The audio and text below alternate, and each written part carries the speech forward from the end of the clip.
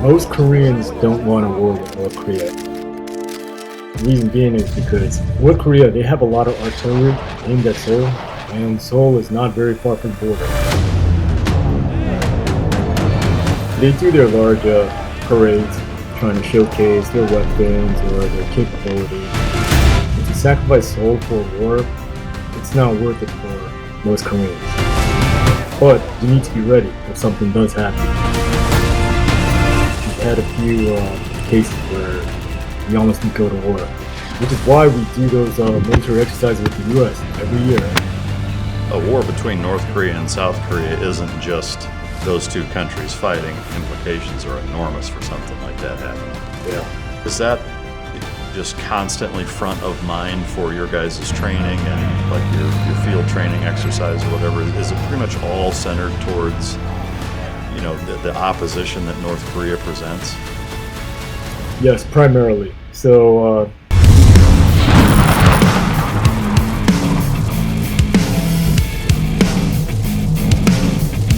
I have 4 dogs, and they've eaten all types of different food, and we recently found Team Dog, I believe this spring, so we've been on it for a year. Seeger was on it first, and Tiller was on it, and then we put the Goldens on it, and I mean, all the dogs eat less food, the dogs' coats are way better. Everything about Team Dog is, I mean, I'm very impressed. My dog trainer, Justin Allen, he uses it on all 60 dogs that are there for training. He's tried every single food in the game too, and they just stay super healthy on this Team Dog. All right, guys, I just wrapped up a 2.5-hour interview with Ken Rhee, who is a Republic of Korea or ROK SEAL. Spent most of his time growing up in the United States, but then went back to Korea to join the military, became a SEAL, a Tier 1 SEAL at that in Korea, but then also went through the US SEAL BUDS training pipeline here in the United States. So just a real fascinating look at the compare and contrast of both pipelines. Talks about all the gear and missions that they go on. He spent some time fighting in Ukraine after he got out, and also got into the gun culture that is Korea and kind of the differences, because it is a very anti-gun type of society. He's got a lot of opinions, having grown up here in the United States, that are interesting, and I think you'll find thought-provoking. So hope you guys enjoy it. I think you will, and we'll see you guys in there. Folks, just a quick heads up, I do have a Team Dog Patreon tier where I answer questions via video, either just describing the answer to the question or even demonstrating some of it. So go to our Mic Drop Patreon page, check out the Team Dog tier, and I look forward to seeing you in there. Thank you much. Ladies and gentlemen, as always, it's both an honor and a pleasure to welcome my next guest to the podcast. He's a former lieutenant in the Republic of Korea SEAL teams, also been through the United States Navy BUDS training pipeline, which I wouldn't say is uncommon, but there's certainly not a lot of people that have gone through that from foreign countries. He's also the CEO of ROK SEAL, which is a military consulting firm. Ladies and gentlemen, welcome to the stage, Ken Rhee. Thank you very much. Very happy to be here. Yeah, thanks for coming. I know there's a huge time difference, and I just, again, I appreciate you taking the time to sit down with us. It's, a very unique experience being able to interview somebody who, is from another country's military that has gone through our BUDS pipeline. I remember when I was going through training, we had some Singaporeans, 2 officers and 2 or 3 enlisted that went through our training and then went back to their country. But it was such a neat and unique experience to be able to get to know them and go through training with them, and ask them all about what their military experiences were like in their home country, and just an incredible opportunity. I'm curious from your end, what was it like for you? Yeah, so to compare ROK BUDS and US BUDS, it's actually very similar, because the ROK BUDS is a model after the US BUDS. Our unit started up in 1955, and that was originally the US UDTs that set up our program. So our first officers actually went to the US BUDS program. They come back to Korea and they set up ours. But in a sense, it's very similar, but the cultural differences are very big. So ROK BUDS, I would say mentally it's a lot tougher than US BUDS, but physically the US BUDS program is a little tougher, and mostly because of the soft sand. So our BUDS is done on a Korean naval base, and it's mostly concrete piers. So we don't have the beautiful sandy beaches like San Diego, Coronado. But as you know, running on soft sand, that's another animal. Yeah. So I thought that was pretty tough going through the US BUDS. Yeah. What you mentioned that like the mental aspect is noticeably tougher in Korean BUDS. What are the big standout differences from your experience? It's mostly because one, the instructors are actually allowed to hit the students. So that didn't happen when I was going through US BUDS. But in the ROK BUDS, there is a lot of beatings. Instructors hitting the students, and that's more of a Korean cultural thing. A lot of it has gone away, but outside the military, even going through junior high school, teachers have hit students a lot, and that was like kind of understanding back in the day. A lot of it has gone away, but in the military, it was a pretty normal thing. So with that, I mean, is it akin to, like a strike as like a correction measure, like canings, whippings, strikes from that standpoint, or is it like a full-on ass beating? Actually, a little bit of both. So I think hazing would be the term, but it's physical in our country. But sometimes it's just instructors trying to train up the students, but the way they do the training is you'll get hit in the ass with a paddle or something like that, or they'll put you in a thinking man's position, which is basically your head is on the concrete, and they'll pick up a paddle and they'll start pounding the students' backs. Sometimes it's a full-on beating. They'll round up the students in the courtyard. Yeah, it's a little bit of both. So with the full-on beating stuff, I mean, is it ever where, like, let's say, a student gives attitude to an instructor or does something that that makes the instructor decide, okay, I'm not just going to haze or remediate this student. I'm actually just going to kick his ass. Like, what does that consist of? I mean, like closed fist punching to the face, or is it like are they held by any type of protocol standards that they can only do certain things, or is it just the Wild West? It's usually when we do something wrong. Like you said, one student has a lip, mouths off to instructor. Yeah, that would be a good reason for the instructors to really get into our shit. But using, closed fists, punching somebody, punching a student, no, it's not really like that. It's more like slapping. There's a lot of slapping across the face. Usually it's with the paddles, the boat paddles. But yeah, it wouldn't be like a full-on, like, a fist to the face or anything like that. Yeah, I mean, that is still quite a disparity. But you mentioned that the cultural differences are significant. I assume it's not just that. Are there other big cultural differences from a training pipeline standpoint that you noticed? Yeah, the second reason is because we're confined to base. We're not going to leave base for basically the 6 months of BUDS. So BUDS, it's approximately 6 months, just like the U.S. And when I was going through the U.S. program, I lived in the BOQ, in the Navy Gateway Inn, and it was basically, living in a hotel and then going to work and then coming home from work. But it's not like that in the ROK BUDS. You're on base. I lived in a container box. Can't go off base. Can't go to Baskin Robbins or McDonald's or anything like that. But I was able to do that going through US BUDS. Yeah, yeah. So I mean, yeah, being confined, it's tough. yeah. So I mean, it sounds like just across the board it was more strict. Is that a fair assessment? Yes, correct. Yeah, yeah.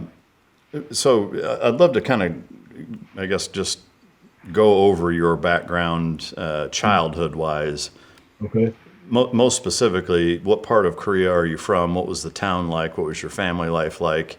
And then the pipeline and catalyst or decision to actually join the military and go that route.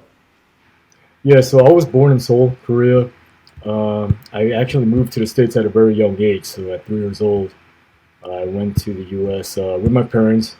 My father was a visiting professor in the States, so kind of followed him because of his work. Grew up in New York City, did junior high school in Queens, and then for high school I went to Los Angeles. So graduated from John M. Kennedy High School in Los Angeles, and then I actually wanted to go to a military university. So I looked at these different military schools that I could go to as an international student. And the two schools that I looked at was VMI, Virginia Military Institute, and the Citadel. And I got accepted to both schools, and I chose VMI. So was there for 4 years in Lexington. But because of my major, because I majored in modern languages and cultures and international studies and political science, so I had to study abroad. I studied abroad in Morocco during my college years, and I actually got to study in Korea for about a year. So that was a good experience. But yeah, graduated from VMI. And at that time, like I was supposed to choose if I was going to stay in the States, try to receive my U.S. citizenship and try to become a U.S. officer, or to come back to the motherland, to Korea, and join the Navy in that way. Because in my mind, I've always wanted to be a SEAL, whether it was a Korean SEAL or a U.S. SEAL. I wanted to be a SEAL, and largely because I was a swimmer in my earlier years. I swam since elementary school all the way to college. I was on the BMI swim team as well. And the Navy was always my choice. So I wanted to be a SEAL at a very young age. So with that, how old were you when you moved to the States? I was 3 years old. Oh, okay. So basically no memory of growing up in Korea as a child, right? No, I would say I grew up in the States, not in Korea. No. Okay. So then I am curious, I mean, the decision-making process to go back to Korea and join the military there, vice joining the military here, what drove that decision? It's mostly because of my father. He's a super patriot, Korean patriot, and he always, both my parents, my mother and father, they are very strict on teaching me Korean culture at a very young age. And I'm not the only child. I have a younger sister as well who was actually born in the States, so she's a naturalized U.S. citizen. But because I was a son, my parents were always like, you're Korean, you're Korean blood, you're a Korean national. So if you really want to go into the military, then you should go into the Korean military. And that was that was in my college years. So with that, I mean,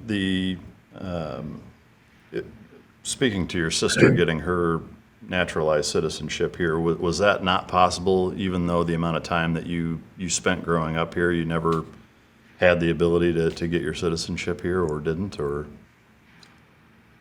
Yeah, I mean, I wanted to. There was a strong desire to obtain U.S. citizenship, but my father was against it. Yeah. Really? And speaking of my sister, so my sister was born in the United States, so she's a citizen by birth. Right. She was born in New York. But my father was against me obtaining U.S. citizenship. So, in a sense, he didn't let me become an American.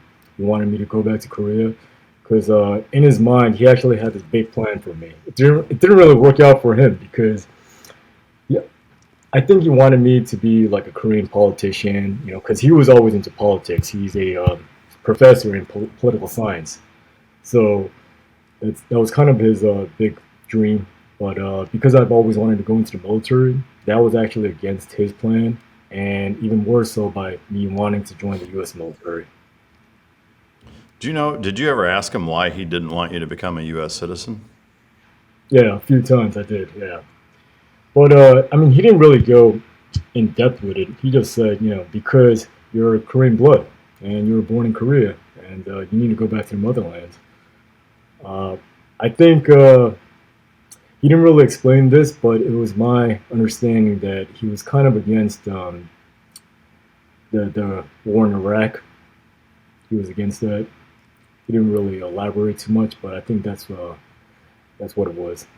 Yeah. Maybe it was because he didn't want his only son to go and fight a war. I mean, I can certainly understand those points, but to me, I guess, you know, having U.S. citizenship would only be a benefit. I mean, it's not like you have to renounce your Korean citizenship to be a dual citizen. It seems like it would just be of a benefit, and if he, you know, is okay with raising you here and teaching at a university, it seems odd that he would be so against you having U.S. citizenship. Yeah, it was one of the topics why we butted heads so much. Yeah. How is your relationship with him now? I wouldn't say it's great. I mean, I call him every now and then, but I don't know. It feels like I kind of ruined his plans or something like that. Because you joined the military and didn't get into politics? Yes. Yeah. All right, so going back to once you made the decision to go back to Korea and join the military there, I'm curious, like from a Korean military standpoint, did they view you as kind of an outsider or almost a foreigner because you'd grown up in the United States and you were now joining and you didn't have the same experience growing up that they did, or did that not really matter? Yeah, a little bit. I definitely felt a little bit of that. It's weird because when I was growing up in the States, you know, I went to New York at a very early age, and the first neighborhood that I lived in, they were all white. And because, you know, we're all little kids, we're all immature, you know, I got called, you know, chink at times. I got called, he told me to go back to China because no one really knew about Korea back then. All the little kids, they knew about China. So it's like, go back to China, and why do you have such small eyes? You know, there was a little bit of racism, but it was all right. I mean, it's part of like life and growing up there. But when I actually came back to Korea, and so the way I became an officer in Korea, I went through OCS, which is similar to the U.S. program to become an officer. Usually you have three different paths. It's the academy, you have ROTC, and OCS. Same way with Korea. So after I graduated from BMI, I chose the OCS path. So I had to get commissioned through the Officer Candidate School program. And it's about 4 months long, OCS. But during my time at OCS, yeah, the instructors gave me shit. They're like, "Oh, you're the guy from the U.S. You're the American." Yeah, give me a lot of shit for that. Yeah. And the other students too kind of looked at you as kind of the new guy, outsider, American, or were they more accepting? My classmates, they were more accepting, and mostly because I was the only one that was trying to be a SEAL at OCS. So all my other classmates, you know, they went to the fleet. Some went pilot. Some went admin, whether it's trying to be a lawyer or a doctor in the military, different fields. But I was the only one that became a Korean SEAL. But I guess once you were actually in ROK SEAL training, were the other Korean SEAL students accepting of you being an American, or did they make a big deal out of that too? Yeah, the classmates, they loved me. Oh, no shit. Yeah. They actually had a lot of questions for me. You know, they were curious about what's it like in the U.S. because some of them never traveled abroad. So, and because English is a second language in Korea, most Koreans, they want to be able to learn English and speak English, and they're curious about what's outside of Korea, especially if they haven't traveled before. So, yeah, they were very accepting. The instructors, not so much. Yeah. Yeah. So as you're graduating OCS and ultimately going to SEAL training, is it a pipeline where you, as soon as you get your commission, you immediately go to SEAL training, or was there anything in between? No, there was something in between. It was because of the timing issue. So I think I graduated from Korean BUDS maybe late summer or early fall. And I'm sorry, I graduated OCS late summer, early fall. And I was supposed to go through SEAL training the following year in March. So there's a gap. And because of that gap, I had to do something. So I went to the fleet. So I was a ship officer for a little bit. And how was that?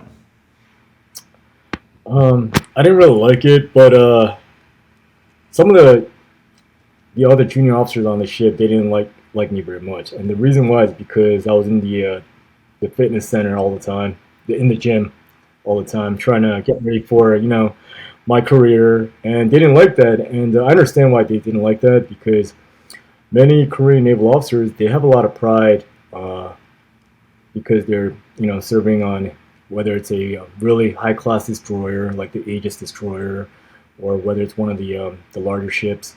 But the normal fleet guys, I mean, they have a lot of pride as well. It's not like how SEALs view them. SEALs view them, oh, they're ship officers. That's got to be the most boring job. But for them, they have a lot of pride. So if I'm a ship officer and I'm not trying to be, a smart ship officer, I'm always in the gym trying to work out, they're not going to like that very much. It's like, oh, you think you're better than us? Are you going to leave us soon? And because of that, they gave me some shit. Yeah, I can imagine.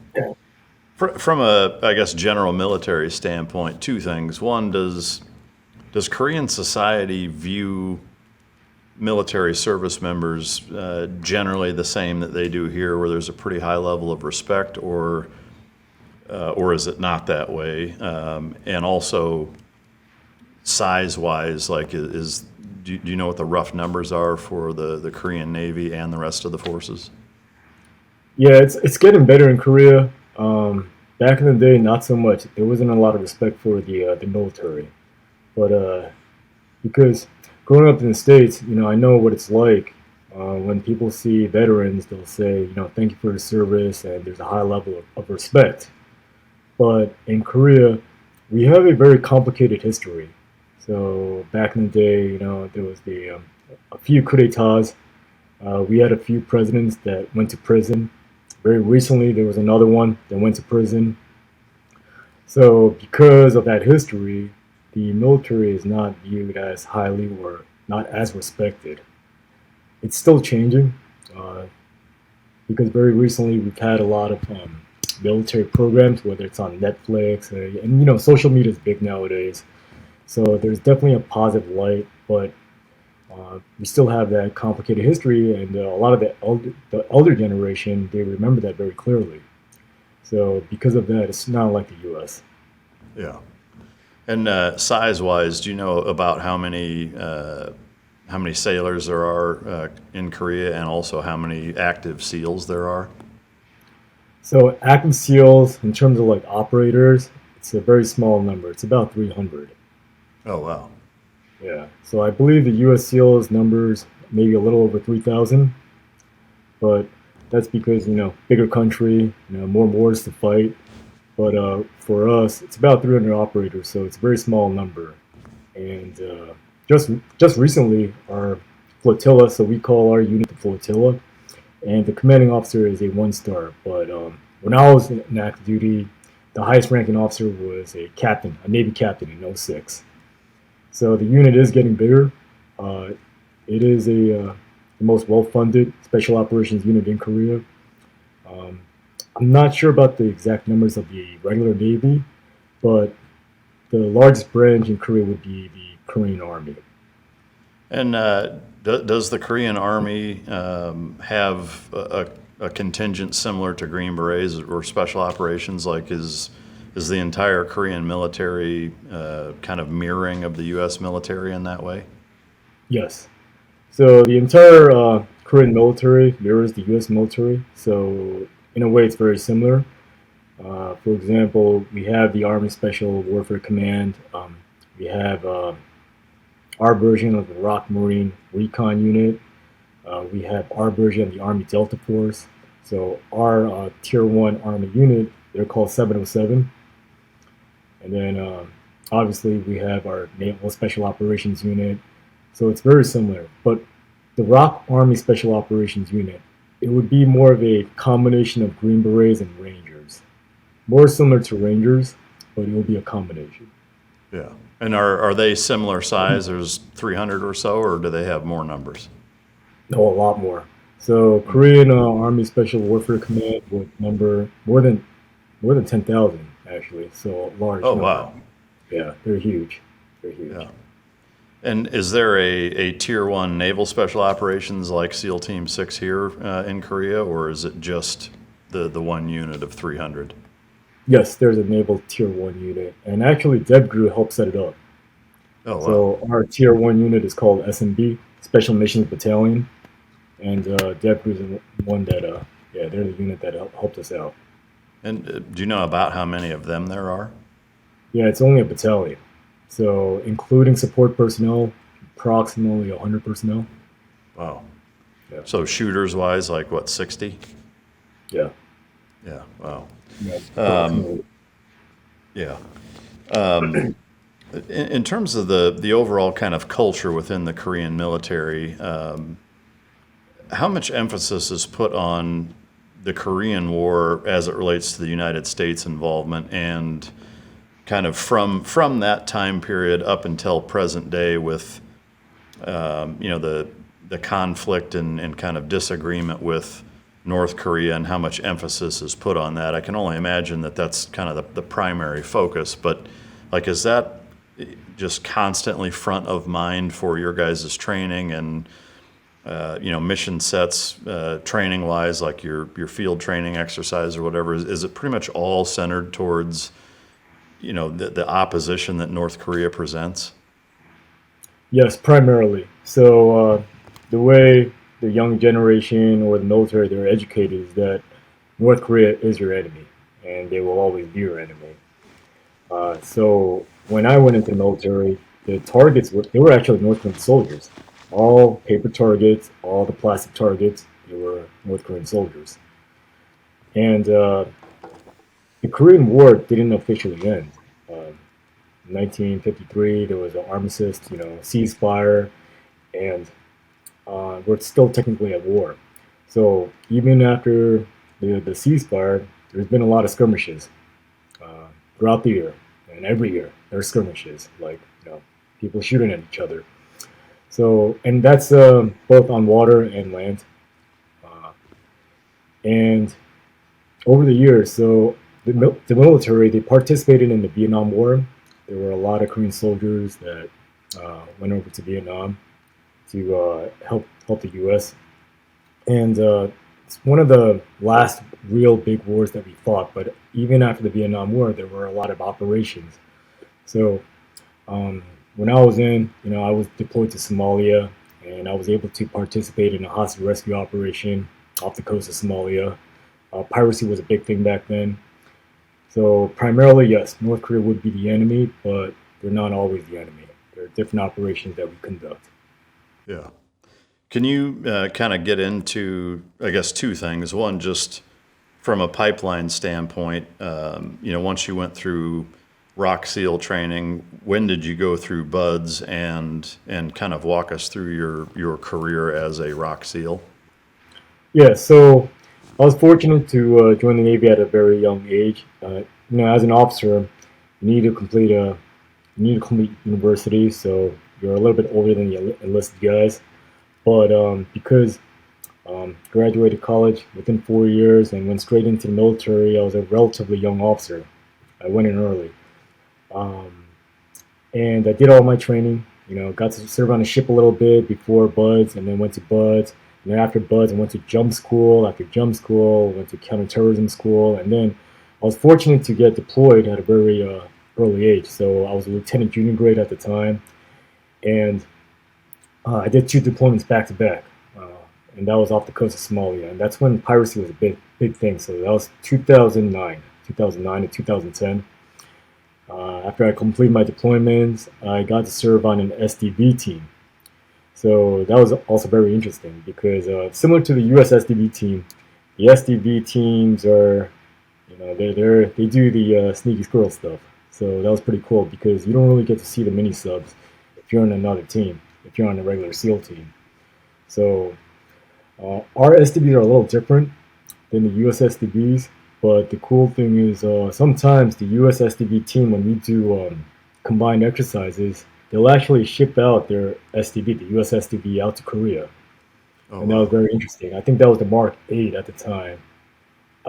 They brought it via C5 Galaxy, I believe it was.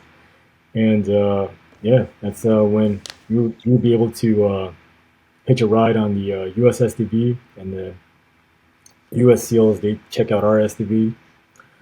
But they're very different, even in the sense of how we launch our SDVs. So the US, they have these large, massive nuclear submarines.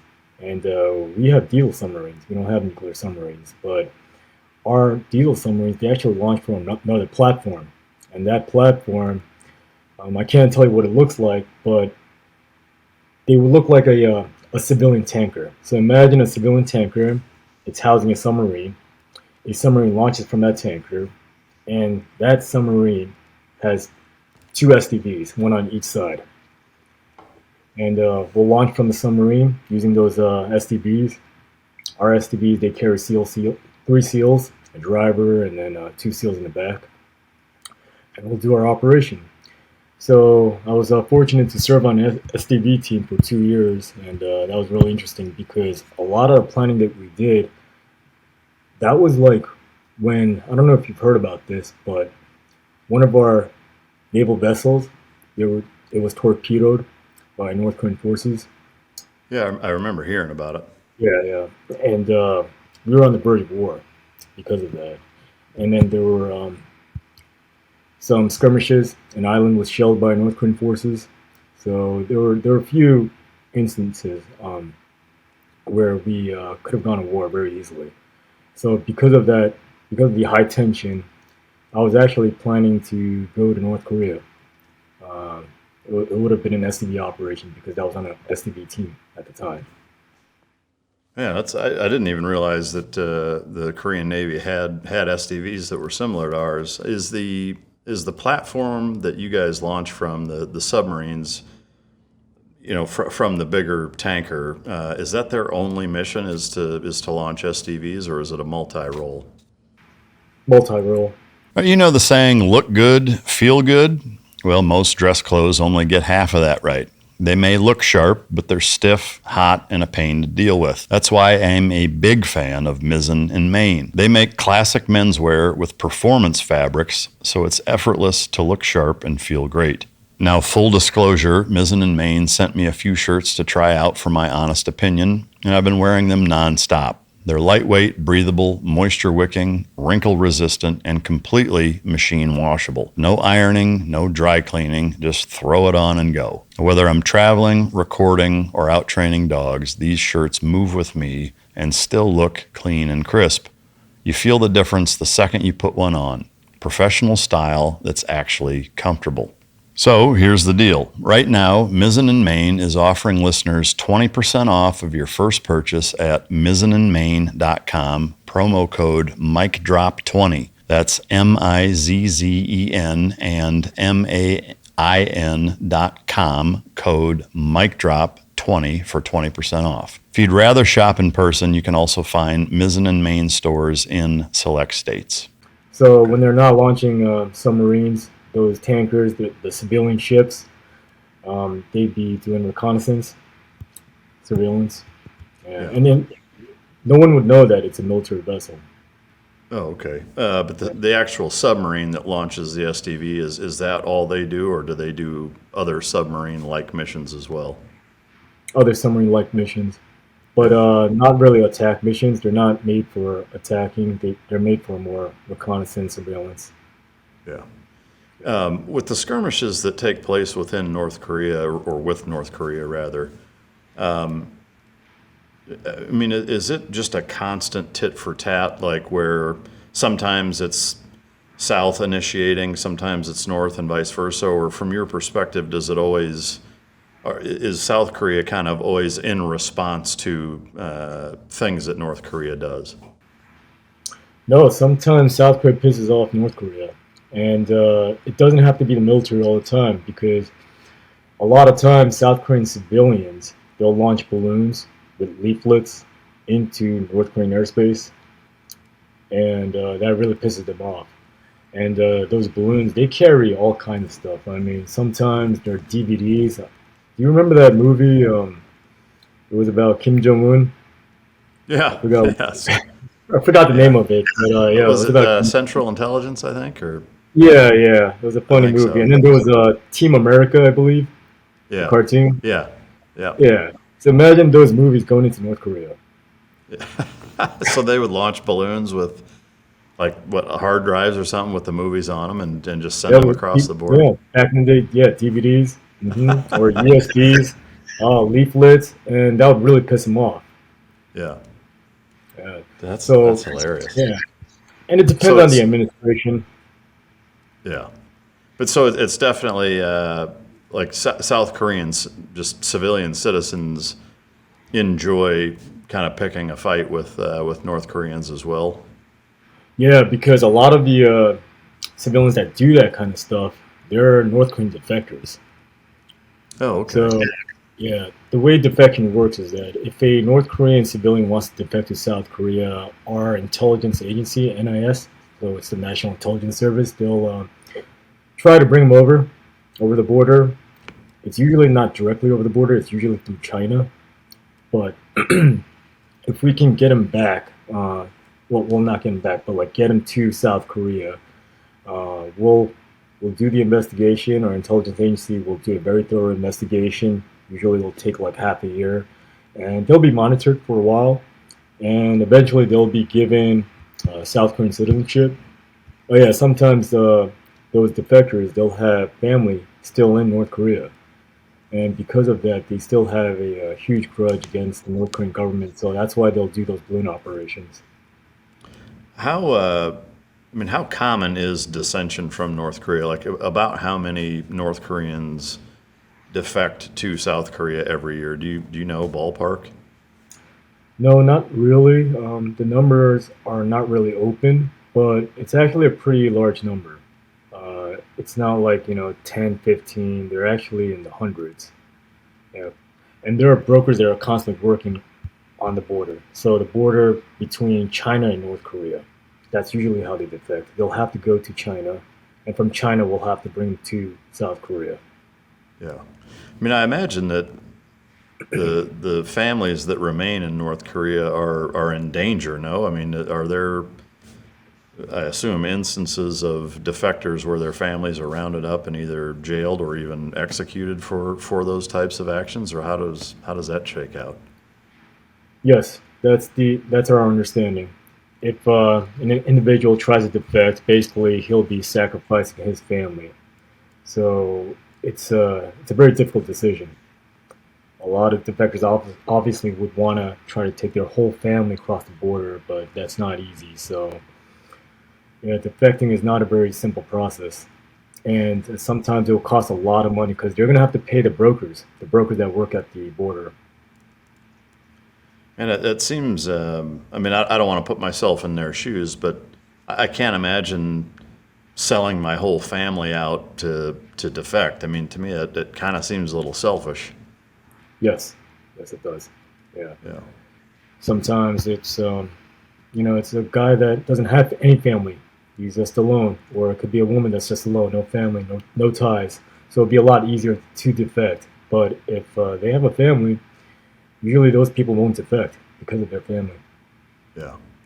I imagine that's just tough. Do you think that the representation that the U.S. media depicts of North Korea is accurate, or is there anything that from your perspective is misrepresented or that isn't shown that's actually the case? No, I think they're pretty accurate, especially what's shown on the news. Obviously, North Korea, they do their large parades trying to showcase their weapons or their capability.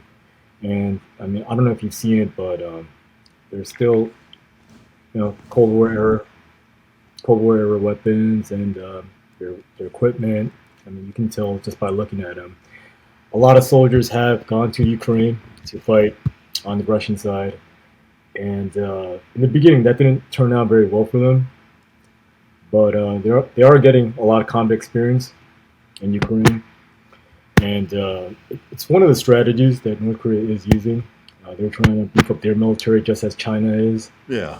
Do you know what the what the motivation is for both Russia to employ North Korean soldiers? Is it just because they need bodies that bad? And from the North Korean side, what is their motivation for doing it? Is it just combat experience? Because that seems like a heavy price tag.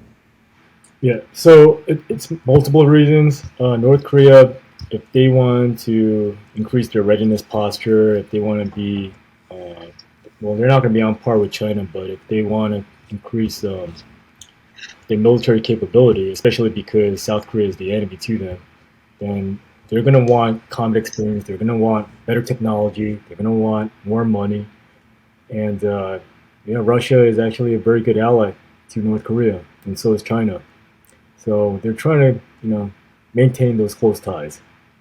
And by sending troops, that's a big promise. It is. I mean, that seems like a heavy lift, for that. But I mean, that's common, I guess. If you look at America's involvement in Afghanistan and Iraq, especially Iraq, the amount of Allied forces and NATO troops from all over the world that came to help support that.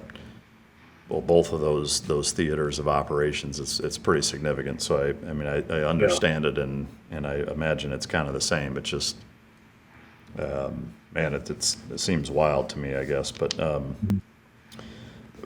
going back to the kind of the focus on North Korea, I know there's a lot that you can't share from kind of a targeting or military intelligence standpoint, but for what you can share, if you could kind of characterize the threat level, I guess, that North Korea faces for South Korea and how that impacts your training and readiness. Yeah, so most Koreans don't want a war with North Korea, and it's not because we feel like we're going to lose. We feel very confident that if a war does break out, South Korea would prevail, South Korea would win, and but not easily. And the reason being is because North Korea, they have a lot of artillery aimed at Seoul, and Seoul is not very far from the border. Because of that, our entire, the capital city is Seoul, and the main government's there, and very modern buildings, modern city. 50 years of reconstruction after the Korean War put a lot of blood and sweat into rebuilding South Korea, and the heart is Seoul. So to sacrifice Seoul for war, it's not worth it for most Koreans. And most Koreans and the military, they don't feel it's worth it. So what we want is just to coexist. It doesn't have to be reunification. And a lot of Koreans, they do want reunification, especially the left wing. But for the most part, Koreans don't want a war. It's better to coexist. But we need to be ready if something does happen, because we've had a few cases where we almost did go to war. Like I told you about the naval ship that was torpedoed, the shelling of the island. So we're always keen on getting ready for war, but we don't want war, and which is why we do those military exercises with the U.S. every year, and there are multiple exercises throughout the year. They're huge exercises. They're full-on simulations, and we do the CPX, which is the command post exercise. That's inside a bunker usually in the situation room. We do these simulations, these calculations in case a full war breaks out on the peninsula, and then we do the FTX, which is the physical aspect of the exercise. We try everything out. Well, I imagine, a war between North Korea and South Korea isn't just those two countries fighting. I mean, it would essentially be China, Russia, North Korea versus South Korea and the United States. No, I mean, the implications are enormous for something like that happening. Right. Yeah. So with that, obviously, the United States has an enormous military presence in South Korea. I've known, a number of guys who have been stationed there for short periods of time, but in every case, they all really enjoyed it and said that they loved spending time there. But there's also the component of, there's always something that happens. You know, there's Marines or Army guys that get into a bar fight or whatever. Is the South Korean, from kind of a general standpoint, the society's view of the U.S. military largely positive, or is it mixed? Oh, it's positive now, I think. Obviously, there are some demonstrations, people outside U.S. military bases telling Yankees to go home, especially some of the elder generation. And the reason being is because some Koreans think that it's provocative that the U.S. military is here on Korean soil, and because of the U.S. military, North Korea could attack again. There are people like that, but for the most part, they love American soldiers, especially the younger generation. They know why the U.S. is in Korea for protection and for partnership, and to be ready if something happens. Back in the day, I mean, and this was just until maybe early 2000, when U.S. soldiers would cause a lot of trouble in Korean bars, especially in Yongsan. So there's a popular neighborhood called Itaewon in Yongsan, and that's where the main U.S. military base was, the heart of Seoul. And there'd be a lot of bars near the base, and sometimes the U.S. soldiers, they cause a lot of trouble. You know, they want to blow off steam. They're in a foreign country. They want to pick up Korean women. So, yeah, there are a lot of bar fights. Sometimes cops and U.S. soldiers, they get into a brawl. But a lot of that has gone away, and mostly because the U.S. military base, they moved. They have a new base down in Pyeongtaek called Camp Humphreys. Very nice base, and there's not much around there, not yet at least. I mean, there are a few bars, but it's not like Seoul. Yeah. Going back to some of the training pipeline, the fascination with Tier 1 units here in the United States is arguably at an all-time high. And historically it's been very, or kept very secret until fairly recently, where more and more Tier 1 guys are doing interviews on podcasts or even mainstream media outlets. Is the reverence and popularity of Tier 1 groups in Korea similar to the way that it is in the United States? And also, what does that selection process look like to go from a normal special operations unit to a Tier 1 unit in Korea? Yeah, it's similar in Korea because special operations is such a small component in the entire ROK military, and especially the Korean SEALs. But within the Korean SEALs, we have a Tier 1 battalion. The same with the Army, they have their Tier 1 battalion, 707. And with 707, their selection and our selection is a little different. Just like how Dept and Delta, they have different selection programs. But with the Army, so they, it's like picking somebody from a job. They kind of hand select their guys. Obviously, there's an application process. People will apply, they'll do interviews, and then they'll do the physical fitness tests, and they'll see who gets accepted. And a lot of it has to be based on recommendations. But just like the U.S. Tier 1 units, they have to be in a regular unit first, a regular Army Special Operations unit first before they try out for 707. It's not like you can go straight into 707. With the Navy, we're still doing the rotation thing. So I don't know if you know, but like British SAS, they do a rotation. So they have their CT troop, they got their mountain troop, they got different troops, and they do the rotation. It's kind of like how we do it. So in our SEAL teams, we have a rotation process that we go through, and it's not like, I want to try out for Tier 1. Sometimes you'll eventually get there because of the rotation. But once you get to SMB, you're expected to perform, and if you do not perform to the standard of SMB, then they'll just rotate you out. The competitive nature sounds like it's, just like with most things militarily, is pretty mirrored to the United States. From a selection criteria standpoint, having been through ROK BUDs, US BUDs, was the selection process for the Tier 1 Navy unit that you were a part of, is that from your, I guess, experience and standpoint, something that was considerably more challenging than the training that you'd been through? Like, was it a huge ramp up, or was it fairly manageable? I didn't think it was very difficult. So when I tried out for our Tier 1 unit, so it was my rotation. I was about to go to SMB, but before you go to SMB, you have to go through CT School, which is an 8-week course, and you do a lot of CQB in the CT School. It's our counterterrorism course. But I'm sure, like Green Team, you know, it's a different animal. So it's definitely physical, because we do the physical evolutions every morning. You know, we do tire runs. We got a rope on our back, rope across our chest, and it's tied to a QES tire. We do those runs every morning, and then we do the runs in full kit. But you know, since we're already used to the physical aspect, the mental would be all the CQB, the tests that we have to go through. So, you know, one little mistake and it can, you know, get you fired from the course. And usually people have a hard time with CQB. So, Yeah. but for me, I mean, CQB was always like my fun thing, and I didn't feel that it was too difficult.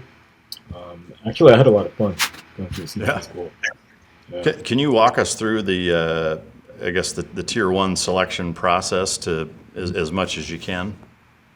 Yeah, so there's our CT school is a little different in the sense that because we're Korean, I think we're more agile, and there's a week of just repelling, so just repelling. And the US SEALs, when they see us repel, they're amazed. They call us ninjas because we do the It's like some Squid Game shit, huh?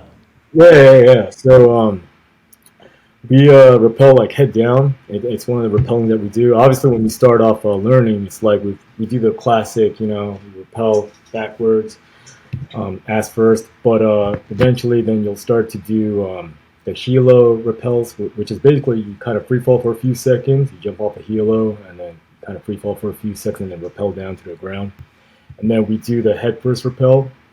And then we do the repelling where, like, you go ass first, but then you break windows, and then you know, we repel from the roof of a building. So, and we're very fast at doing that. There's a week of that, but some guys, because they have problems with heights, it could get them fired from the course. And it's actually different than free fall. So some guys, they don't have a problem with free fall, but they have a problem with repelling. Maybe because the height, it's a lot closer to the ground, so they have a different feel for that. But that actually beats out a few guys. We do like a few weeks of just shooting alone on the flat range, and some guys, they may be good at the physical evolutions, but not too good with you know, weapons manipulation or shot placement. So that could be stressful for a few students. And eventually, we'll go to the house and we'll do CQB like all week long for a few weeks. Could be a week of just pistol, we could just carbine, and we'll go through that. And then there's the diving portion. So diving is actually pretty cool in SMB because it's we do the Drager dives and then doing the hook and poles. So you do a Drager dive. Sometimes we'll carry a skeleton ladder underwater, and then we get to a ship, we'll hook and pole, and we'll have to ditch all our gear. So we usually tie them at the bottom of the ladder, and then we'll do the climb. So yeah, they're cool training evolutions, and but people handle it differently. I had a real blast with it. I think it was the best course that I did in the Korean military. And how long is, like, from the time you start the pipeline or the selection process to go to the Tier 1 SMB unit, start to finish, how long is the selection? 8 weeks. It's 8 2 weeks. months long. Yeah. And do you know about what the attrition rate, like how many guys you started with and how many you finished? Usually about 50%. 50. Wow. Yeah, attrition would be 50 to 40%. I mean, most of them are seasoned guys. They were already on a different team, and you know, they probably did a lot of CQB at their unit. But when they go to the schoolhouse, then it's kind of weird. You're doing basics, but at a higher standard. So I mean, they could be pretty seasoned, but when they get to the CT school, they're going to have to go back to the basics. So you're just doing maybe an empty room or just a room with a few barricades, but the standards will be a lot more stricter. Right. With the diving stuff, the training that you mentioned, like we would do that at the regular SEAL teams. They really actually don't do hardly any of that on the Tier 1 side. For the regular ROK SEALs, do they not do diving at that level, or do they?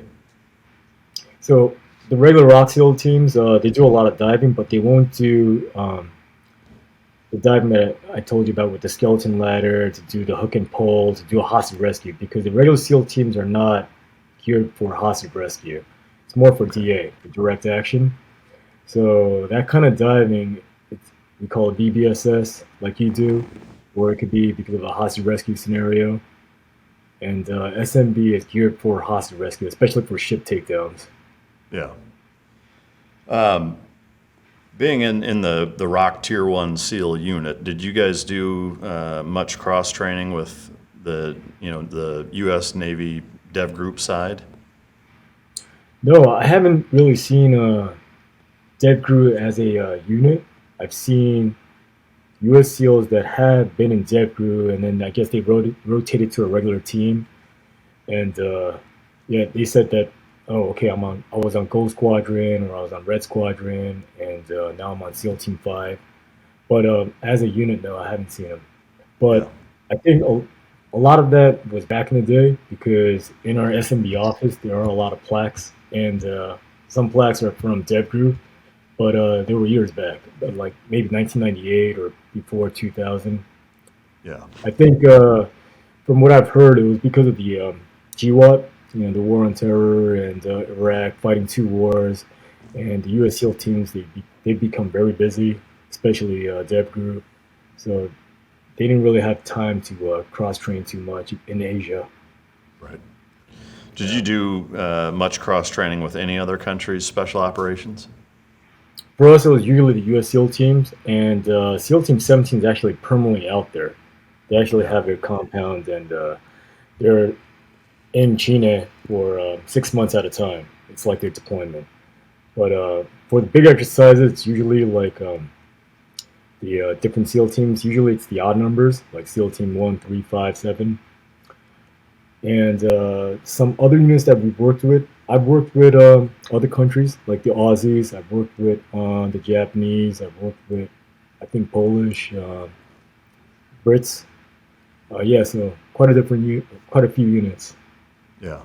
From a comparison standpoint, is there one country's special operations that, from all the ones that you've worked with, that stand out as being above the rest, or do they all seem fairly similar?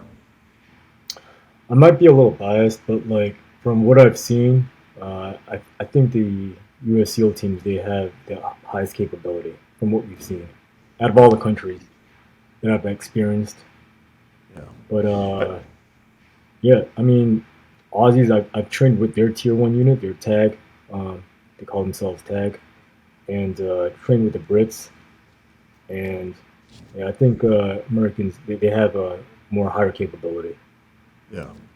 Well, it's flattering to hear you say that, I guess. But where do you feel like ROK SEALs fit into the picture in terms of compared to all the other nation's special operations forces? So, all right, folks, some breaking news right off the top. Beam's cyber sale is now open for early access for my listeners, and it's their best offer of the year. Right now, my listeners get up to 50% off with my code MikeDrop, all caps, all one word. And you can grab Dream for just $32.50. That breaks down to only $1.08 per night. For the best sleep of your life, go to shopbeam.com/MikeDrop and use my code MikeDrop. And don't miss out. This is the lowest price Dream has ever been sold anywhere, and they will likely sell out quickly. Now, if you've listened to this show for a while, you've heard me talk about Beam. They're an American company founded by people who actually believe in hard work, clean products, and personal responsibility. And unlike the junk pushed by Big Pharma, Beam's Dream Powder is clean. There's no fillers, absolutely no synthetic garbage. Dream is packed with ingredients your body actually needs to sleep.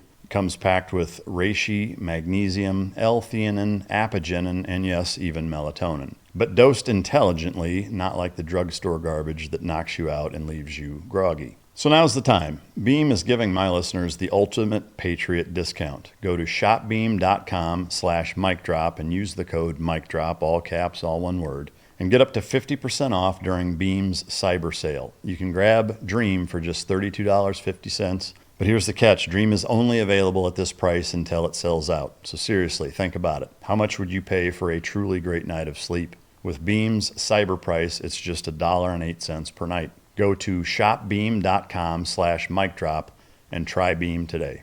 Because we have such a close relationship with U.S. Naval Special Warfare Command, and we've trained with the U.S. SEAL Teams for such a long time, and even now that SEAL Team 17 is permanently out there, and then we have the active duty teams come out for the major exercises. So there's JSET, there's Fold Eagle, there are all these combined exercises, and we have a very close relationship. And we send our unit to some of our guys to the U.S. A couple times a year for cross training, and vice versa. So because of that, the tactics are pretty much identical. So I would say, like the gear, the training, the tactics, almost identical. So pretty much same level. Yeah. I know even back when I was on active duty in the early 2000s, and I got out in 08, but just the reverence and respect and I think the camaraderie that exists between Korean SEALs and American SEALs is a pretty neat kind of cultural handshake that that there were always just very complimentary things said about all the experiences they had in training with you guys. So that's neat to hear. How big of an emphasis does the ROK SEAL units and just I guess the Korean Special Operations Forces generally speaking, how much emphasis is put on identifying the North Korean Special Operations and how you would go about combating them? Is that something that's pretty front of mind for your training pipelines?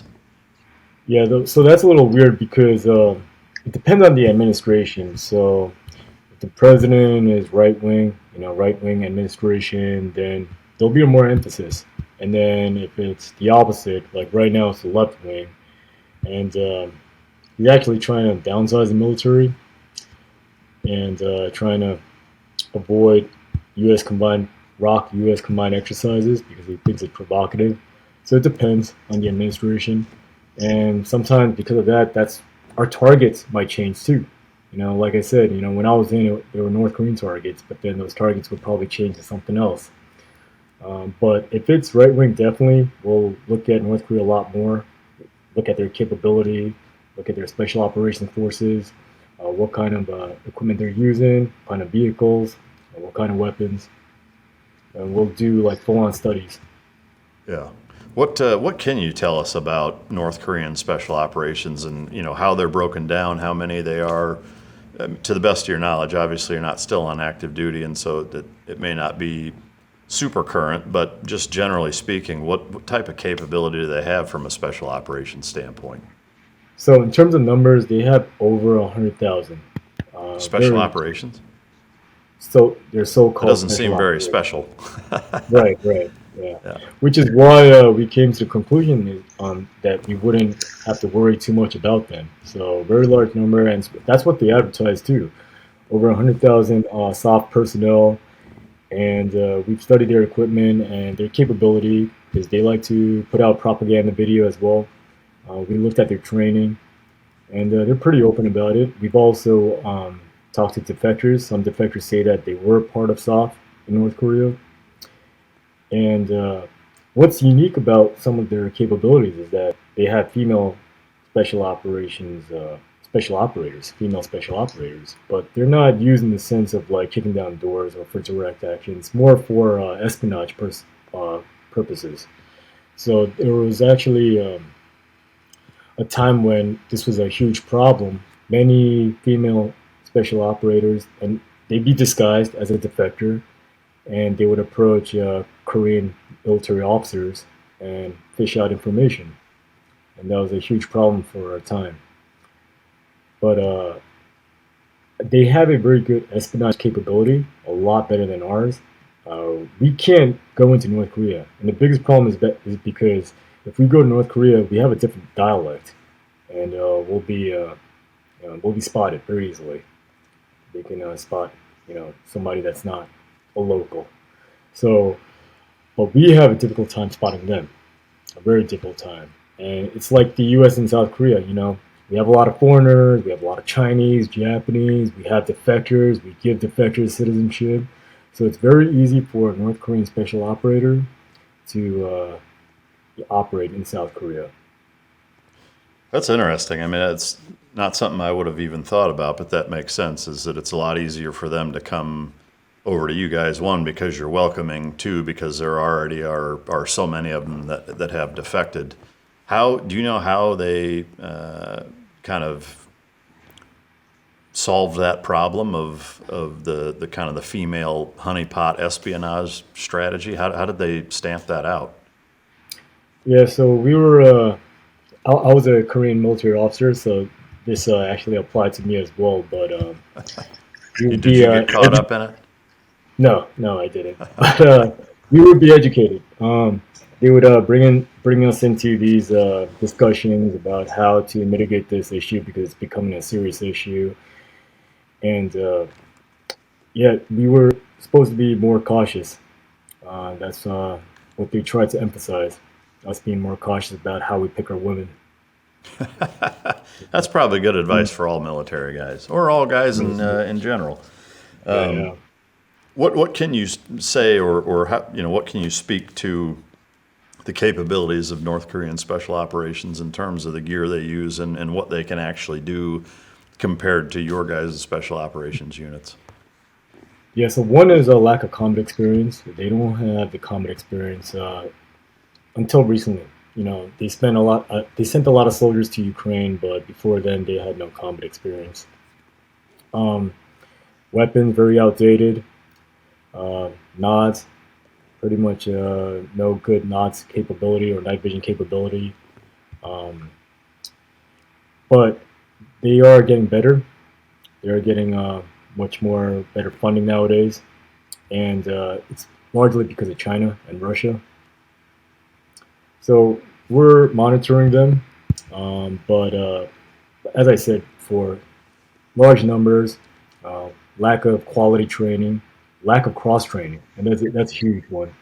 I mean, the difference between the Korean military and the North Korean military is that we cross train a lot. North Korea, they're very closed as a nation, so they don't get much cross training. Even though Russia and China are their allies. Yeah. I mean, it's something that you really never hear about. I mean, there's all types of YouTube videos on Russian Spetsnaz or even some of the Chinese counterparts, but I don't know that I've ever seen anything about North Korean special operations, which maybe stands to reason given their numbers and lack of capability. But going back to your experience within the pipeline, at what point in your career did they send you through American BUDs? Yeah, so that was after my SDV tour. So I was on an SDV team for 2 years, and then I got an opportunity to apply for US BUDs. So I applied for US BUDs, and that's a selection in itself. Like it's competitive because other people want to go, and they're only going to send. It depends on, the time frame and what the situation is. But usually it's one officer and one enlisted that would go per year. Sometimes, wow, that's it. Yeah. When I went to BUDS, it was once every 3 years, so it was a rare opportunity. Yeah, but they sent me and one enlisted, and the enlisted guy, I think he failed his English proficiency or something like that, and he wasn't able to go, so I ended up going alone.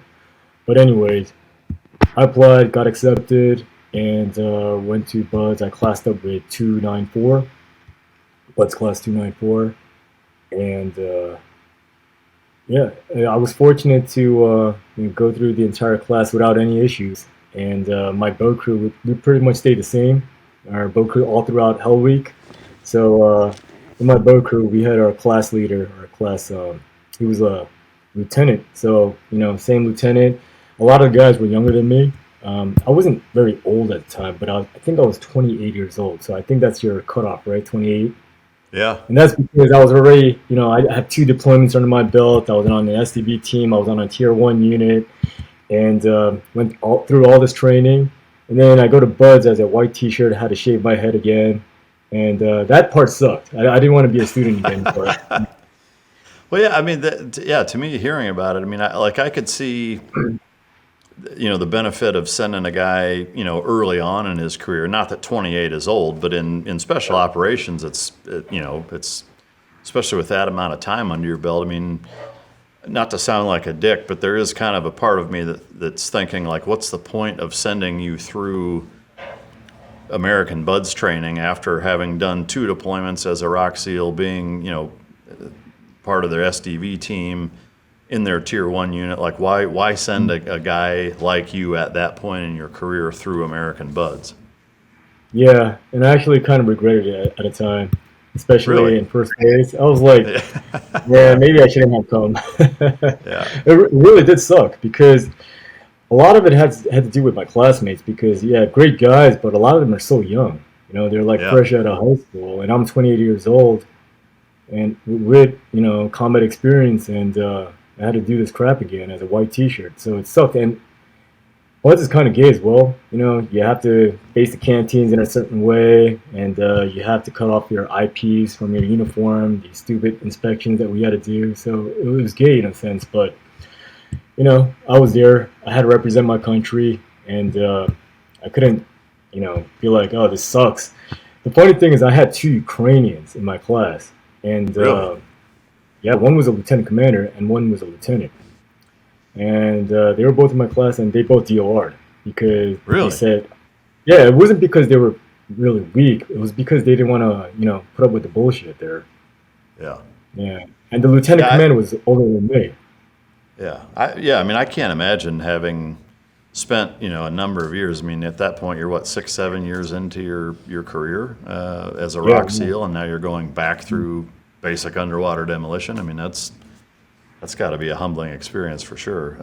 What is the selection process like to go through American BUDS as a Korean SEAL? I mean, Like, how do it they was very pick? similar. I think the water in Korea is a lot colder because it's. Can I say that it's summer all year round in San Diego? It's kind of like summer all year round. It's not like that in Korea. We have 4 seasons, and winter is literally winter. But we're still gonna hit the surf in the middle of winter. But in San Diego, it could be a winter class, but it's not really winter. It's not snowing or anything like that. So I think the water's a lot colder in Korea. So there were definitely easier aspects about US BUDS. When I was going through, I was like, wow, this is cool. I get to go down the street and get some ice cream, go to the burger joint, and that was really cool. It was like a treasure. You go Yeah. through training, and then sometimes you get off at 4, 5, and that wasn't too bad at all. So the timed evolutions, I mean, they're not bad at all. The swims, the runs, and I was a swimmer at an early age, so the swimming was pretty easy. Pool comp. Everyone says pool comp is tough, but it has to do with me being a swimmer at an early age. So pool comp was actually very relaxing. But the drown proofing, I mean, that's very easy. The knot tying, all the water stuff was actually my thing. Uh, the running, I mean, it's not like really hard, so it wasn't too bad. The O course, I didn't really get to practice too much of the O course. I think that's what sucks about being a foreigner in BUDS because they didn't really teach me the O course. It's like, just do it.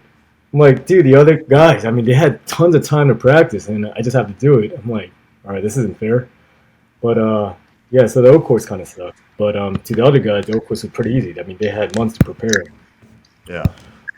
So do you have an O course going through ROK SEAL training, and is it totally different? Yes, it's a little different, similar in ways, but different, of course. Yeah. Yeah. I apologize. I obviously didn't phrase my question appropriately. What I was curious about was the selection process to go through American Buds as a ROK SEAL. What does that entail, and how do they decide who to send through American SEAL training? Okay, yeah, so there's a application process, and if it's once every 3 years, I'll see the notice, and I'll be like, okay, so maybe I want to try this out, and I'll put in my packet, I'll put in my application, and there's an English exam that I have to take. There's also just a standard writing exam, and the writing exam could be subjects on Korean history or whatever, just a standard government writing exam, and then there's recommendations and also kind of an interview. So it's like applying for a job. And the reason why they have this process is because they don't want to just send anybody. They want to send somebody that can represent Korea in a positive way and that will actually be serious about completing the training. So they look at all that, and I got accepted. And usually the Korean students, they would actually have to go to DLI first in San Antonio, Texas, which is, they would have to do an English course. I didn't have to do that because I'm fluent already. So I went straight to San Diego. Yeah. And to my knowledge, it never happens. Has there ever been any American SEALs that they send through ROK SEAL training? No. The only foreigners that we accept are the Bangladesh. Really? They're trying to set up their SEAL program. Yeah. So we'll have Bangladesh naval officers or enlisted, and they'll come to ROK BUD, and they'll go through our process. Yeah. So the big burning question: American Hell Week versus Korean Hell Week. Which one's tougher? I think if I had to do it again, I would like to go through US BUDs. It feels more of a job actually. Whereas ROK BUDs, it's just a kind of like prison almost. Really? Yeah. US BUDs feels more of maybe a tough physical job, whereas ROK BUD is more like a prison. Is that just because it's so locked down? Yeah, because you're confined to base. I mean, if you pass all the evolutions, because I didn't fail in any of the evolutions, so I was able to get out for a few hours or maybe a day from base on the weekends. But yeah, for most students, they ain't leaving base. They're staying on base. Yeah. So that could feel like prison. That really sucks. And if you have a girlfriend, you're gonna probably end up breaking up with her. Yeah, family sucks even more. Yeah. I can imagine. It sounds tough, man. From a gear and equipment, I know you said that the stuff, all the different gear and equipment that ROK SEALs use is very similar to American SEALs. Is it exactly the same, or can you say what weapons platforms you guys use? Yes. So I think the weapons, ours are better. But I know Dept Group, they've switched over. Our SEALs use the HK416. And there are other weapons that we use as well in terms of carbines, but HK416 would be the primary carbine. Nowadays, because the government wants us to use more Korean weapons, we have our version of the carbine as well. But when US SEALs train with us, the regular teams, they use M4s. So they said there are weapons that are better, much more solid, they shoot tighter. And our SEALs, we have a lot of our SEALs use the 4 tubes, and this is funny because so usually in the tier 1 units they have the quad nods, right? Well, our SEALs, they have quad nods, and we have the PBS 31s as well. But the older guys, they always give up their quad nods to the junior guys because they want to use the PBS 31s, and the reason being is because the binos are lighter. So it's funny. The younger guys will get to use the quad nods. It's a funny thing. But it's classic. Yeah, I think equipment-wise, our equipment could be a lot better than the US BUDs, than the US SEALs, but not better than their tier 1 units. Yeah. Pistol-wise, what do you guys use? Both the Glock and the SIG. So we had a huge order of SIG 226s, the Navy version, but then Glock was getting more popular, so we use both. Yeah. Nowadays, it's mostly Glocks. Yeah. And kind of auxiliary weapons, like, we have the M79 grenade launcher, which goes, all the way back to Vietnam. And at least when I was in, we were still using it. I don't know if they still use it. They should. It's a great platform. But like the Carl Gustaf or any type of shoulder-fired rocket, claymores, stuff like that, are you guys all using that same stuff, or do you have your own versions of that? No, we don't have Carl Gustavs. I've been trying to push for that. We haven't been able to get them in. In terms of rockets, so we don't use the in-laws or any other heavy rockets yet, but it's still the regular law because it's easier to carry, they're lighter, so we still use that.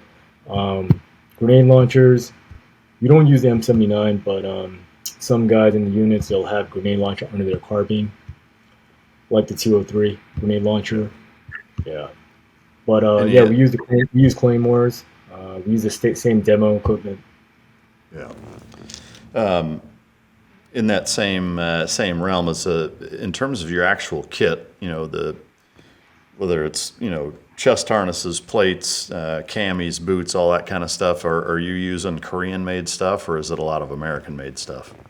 No, it's a lot of American-made stuff. So our unit is fortunate to have a special funding.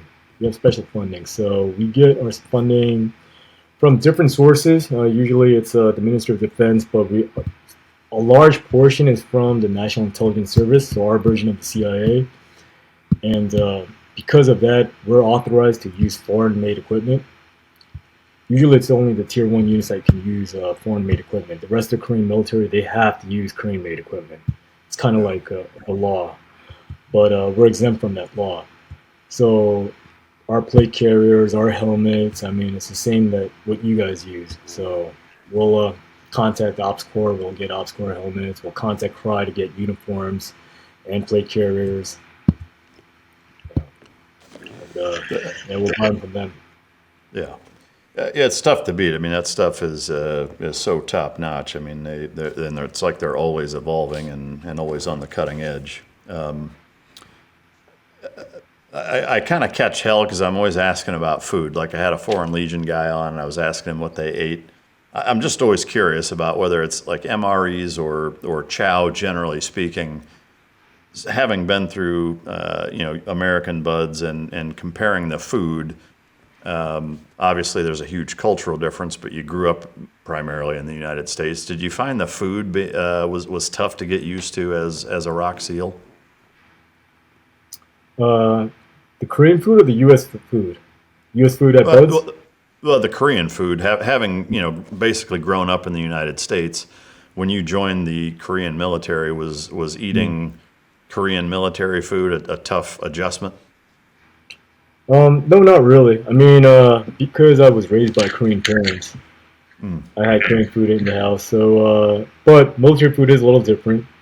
It's not the best. But yeah, it wasn't too bad. Especially when you're in training, you're always hungry, so you would eat anything. Yeah. But definitely the food at US Bud, it was great. The galley, wow, It's basically a buffet. It's not like that in Korea. You don't really have a buffet. You have a few items, but the galley was like peas. They're going all out. Yeah, going to Sizzler every time. What about MREs? Do you guys have like Korean specific MREs, or do you guys import American ones?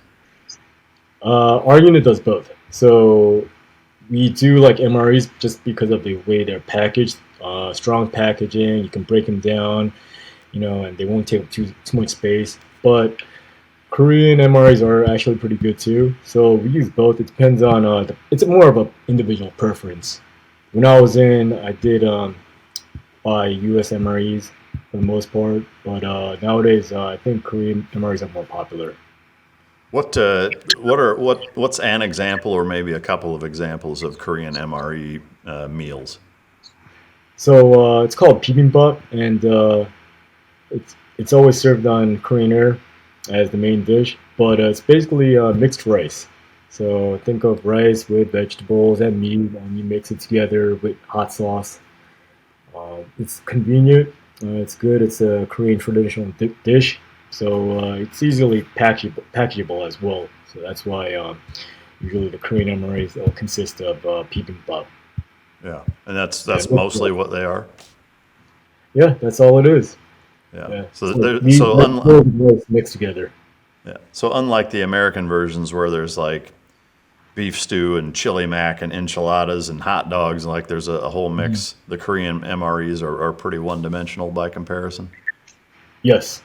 Yeah. Uh, in addition, but we do have soup. So like miso soup. Oh, okay. That Yeah, doesn't I don't seem think. super handy. Yeah, yeah. I don't think MREs have soup, but yeah, we usually have soup in our MREs. Yeah. What can you tell us about the deployments that you went on? Obviously, you did two to Somalia doing hostage rescue stuff. Can you share many of the details of any of the missions that you went on? Yeah, yeah. So this was back in 2009. A lot of piracy going on, and if so, it was a international task force out there, and it wasn't just a Korean ship. I was on a Korean destroyer, and there are other countries' destroyers out there.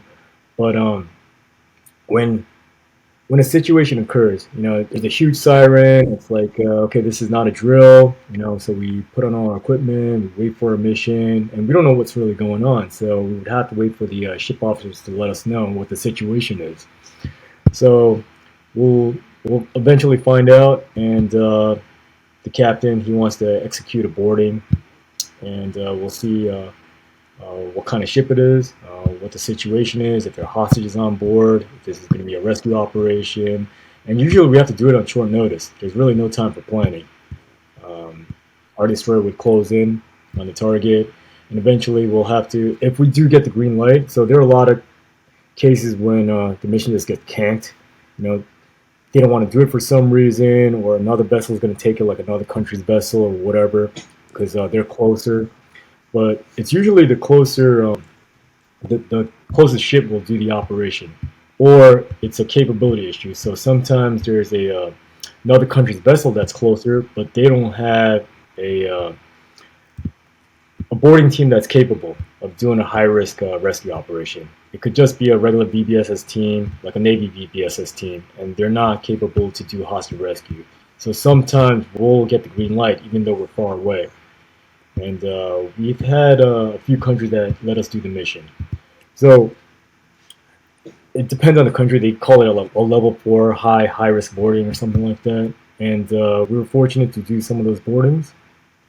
We would normally have 3 ribs on our destroyer, 3 ribs, and we would lower the ribs. We'd approach, we'd do a climb, and we'd do the BBSS operation.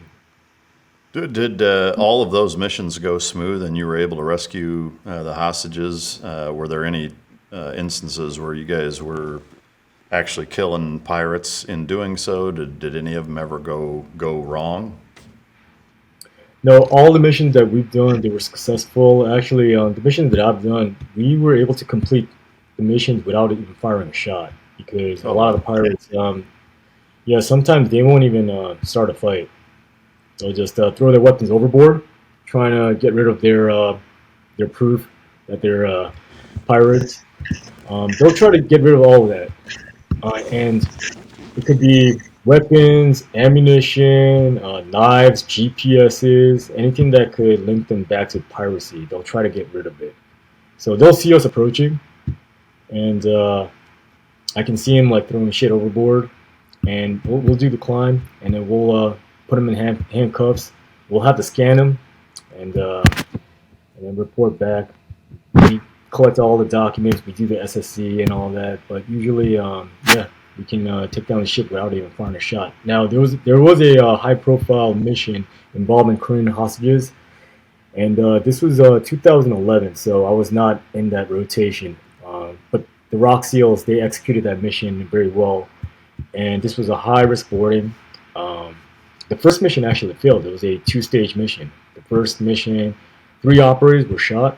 Uh, they weren't killed, fortunately, but 3 operators were shot by the pirates. So they had to do the second stage a few days later. It was like a couple of days later, and they did the second stage, and I believe it was 13 pirates and 21 hostages. So imagine a ship with 13 pirates and 21 hostages. That's a difficult operation. Now the outcome, they rescued all 21 hostages. They were mostly Korean hostages. It was a Korean ship. And out of the 13 pirates, 8 were killed and 5 were captured. Wow. What, from a jurisdiction standpoint, what happens to the captured pirates? Do you guys take them to Korea and prosecute them, or what do you do with them? Yes, so it's situational dependent. The mission that I just talked about, 5 pirates were captured. They were all brought back to Korea. They were put on trial. And Do you know what they're in a happened? Korean prison. Yeah, they're in a Korean prison. Yeah, wow. Yeah. What a wild ride for a Somali pirate to end up in a Korean prison. Yeah, it's crazy, huh? Yeah. But it seems like they're doing well. I mean, there was a documentary on them, and you know how like pirates, they usually look very skinny and very poor, but they've gotten fat. You know? Looks like Korean prison's treating them well. Out of the hostages, so all hostages were rescued, all 21. None of the SEALs there were no casualties, but out of the hostages, the captain of the ship, he was shot 3 times by the pirates. Yeah, one of the pirates turned around and shot him, and fortunately he lived though. He went through intensive surgery, and the captain was able to survive. Wow, yeah, that's amazing. When you were at the SDV team, did you do any real world missions as a part of that? So we did reconnaissance missions, but there weren't any action. No like live fire, going back and forth. Yeah, All strictly reconnaissance. I assume it was all reconnaissance on North Korea. Yes. Yeah. Any close calls? I mean, is it from your time there, or just, I guess, to your knowledge, have there been instances of South Korean SDVs getting rolled up and getting into gunfights, or anything bad happening with North Korean forces? No, none like that. Yeah. Yeah, and the SDVs were actually designed to take out enemy ships. So it's kind of like the World War II era, where SDVs, or back then they were called like manned torpedoes. They would get close to a ship. They would use a limpet mine, put it on the ship, and the swimmers would back off and blow them up. So that's what the main mission is for our SDVs. Does that happen often? I mean, are you guys actually taking out North Korean ships on a regular basis? No, I mean that's the intent of our SDVs, but that does not happen often. No, it's more of an older strategy, older tactic, and SDVs nowadays it's more used as a transport vehicle and for reconnaissance. Okay. So the 2 deployments with the hostage rescue stuff off the coast of Somalia, your time at SDV, did you get out of the military after that, or did you do subsequent deployments in any other capacity? Yeah, so when I got back from the US, I went to the training command. So basically our version of Naval Special Warfare Center, and got to run some courses there. I brought a lot of feedback, obviously, because I didn't just go through BUDS. I went through Junior Officer Training Course and also SQT. So I was in the U.S. for a while, going through the entire pipeline. I was able to graduate with Class 295 because, you know how like officers, they have to go through JOTC first before they go to SQT. So my BUDS Class 294, did JOTC, and then when I classed up again with SQT, it was 295. Since I had to go through JOTC. But when I got back, I was able to bring a lot of updates, and I was very fortunate to go to our training battalion and got to run some courses there. So that was good. I did that for a while, and I put in my application to leave the Navy because there were a lot of old-fashioned people in the higher brass, and some guys, they just didn't want to accept a lot of the updates that I brought back. You know, they're too old-fashioned. They're not open to change. They thought U.S. tactics, they're good, but it's not like the key to everything. So some guys were not open to change. So because of that, I was like, okay, so I should probably leave and pursue another career or similar career. So I got out and actually did the PMC thing for a while. I went to Iraq, so I did security contracting, and How was that was that? fun.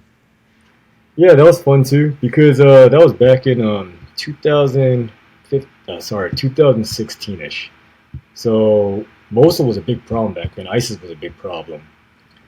So a lot of sketchy, dodgy stuff going on there, but it was mostly IDs going off. So I had some close calls.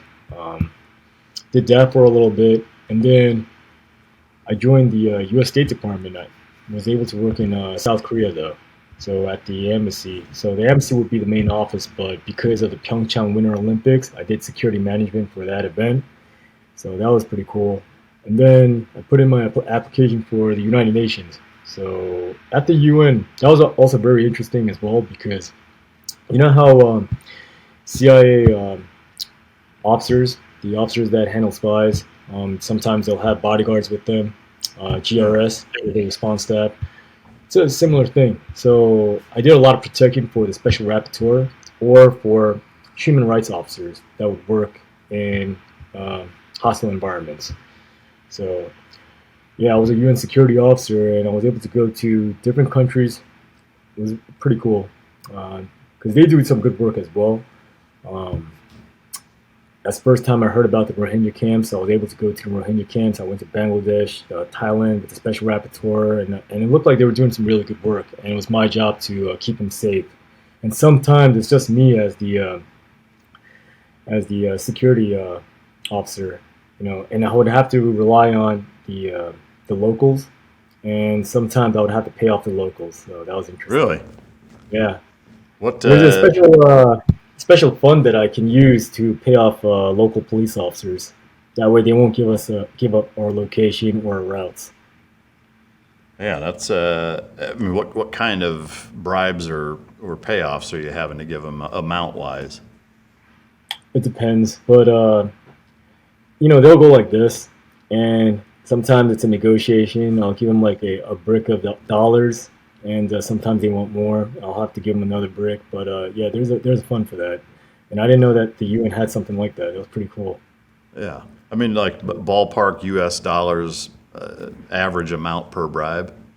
It could start off like a few $100s, like $500, and they'll probably want more, but usually you would start off small. Yeah. What's the most you ever paid somebody off in U.S. dollars? $1,000, and Thousand this was dollars. all yeah. This was in Bangladesh. Yeah. Wow. Yeah. So ultimately, you ended up starting ROK SEAL, a private security company or consulting company, from the sounds of it. Yeah. And Yeah. and Mhm. and then I guess kind of walk us through the inception of that and what all you've done in that capacity.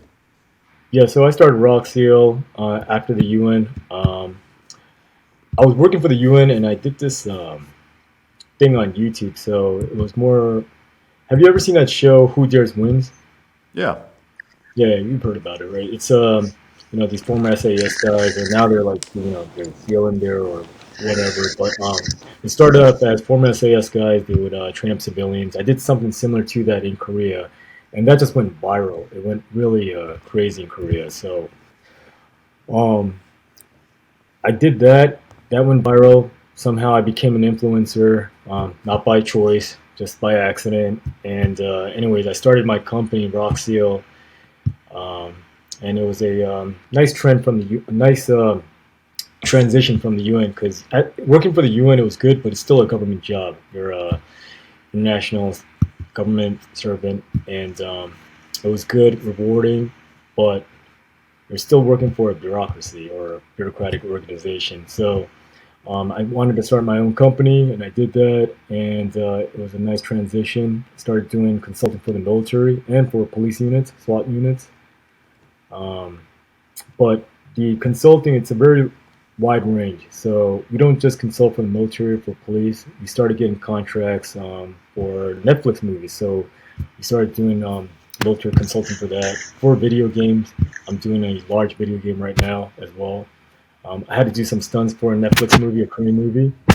It was jumping out of airplanes, and that was also very fun. So once I started doing this, the consulting, the range was getting crazy, and plus I was doing the whole influencer thing as well.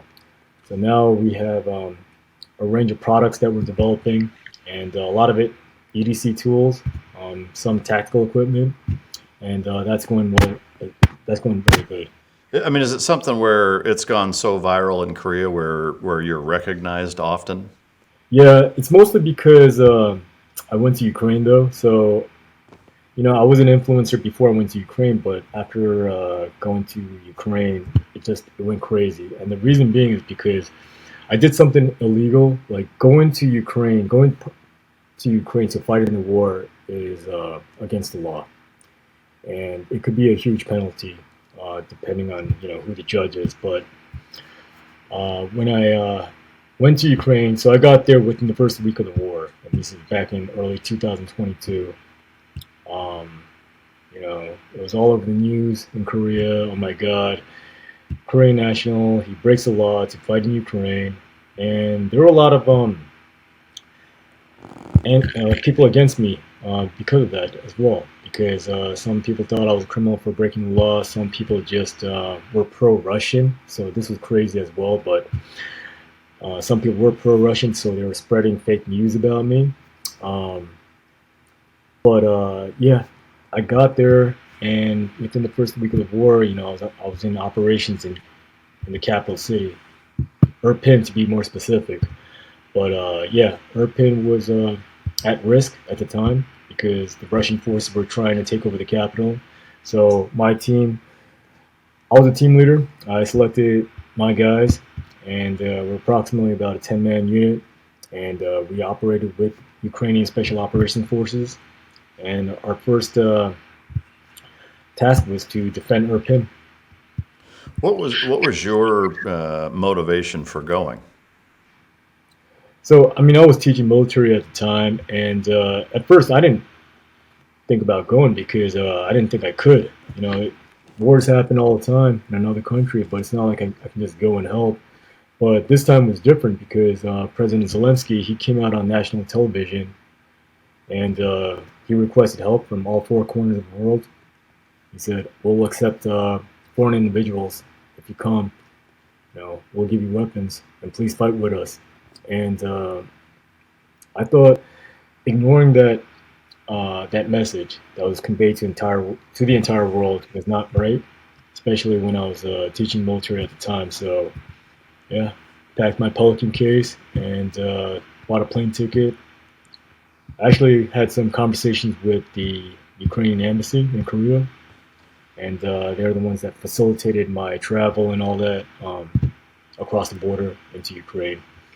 And got there, met with the colonel at the base, and we got to a military base at first. I was with two other Koreans, another ROK SEAL and a Marine Recon guy, and some other guys in the van were like, there was a British guy, there was another guy from Finland, and international people. But we got to a military base. I had a discussion with the Spetsnaz guy.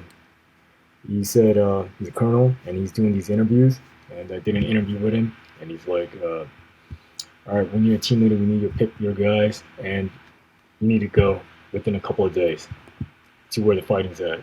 And that's what I did. Was the on-the-ground combat that you experienced there pretty heavy? Yeah, so it was a lot of mortar fire, a lot of artillery, and some of the Westerners, they were just not used to that kind of warfare, even though they seemed like seasoned soldiers. I saw a lot of Rangers out there, a lot of former 75th guys, a lot of Brits, a lot of para guys, and a lot of French Foreign Legion, former French Foreign Legion. But SEALs, I got to serve with Dan Swift. I don't know if you've heard of him. He was killed in Ukraine shortly after I came back to Korea because of an injury, but he was also on my team. I got to serve with him. Also got to serve with a former dev crew guy, and he was on my team as well. We're still keeping good contact. We're good friends. There was another guy, another SEAL that I met, and he wasn't in my unit, but he was an SDV guy, former SDV guy. So I was happy to meet some other frogmen out there. But for the most part, they're mostly Army Rangers, former Army Rangers. I saw a guy from Orange, TF Orange. He's a friend of mine too. Got to work with him. But yeah, most of the guys were former American SOF or on the infantry side. Also, some Brits. Yeah.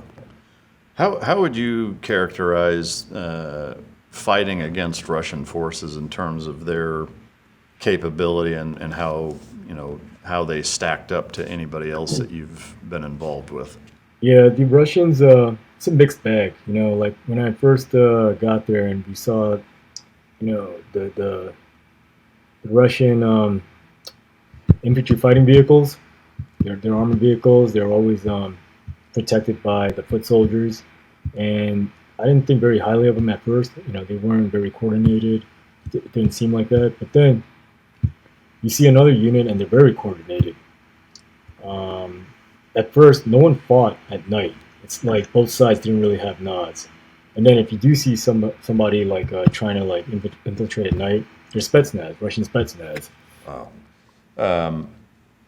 The repercussions upon going back to Korea were pretty significant, right? You ended up getting charged and having to go to court, and there was a bunch of different accusations. What's been the fallout since coming back from Ukraine?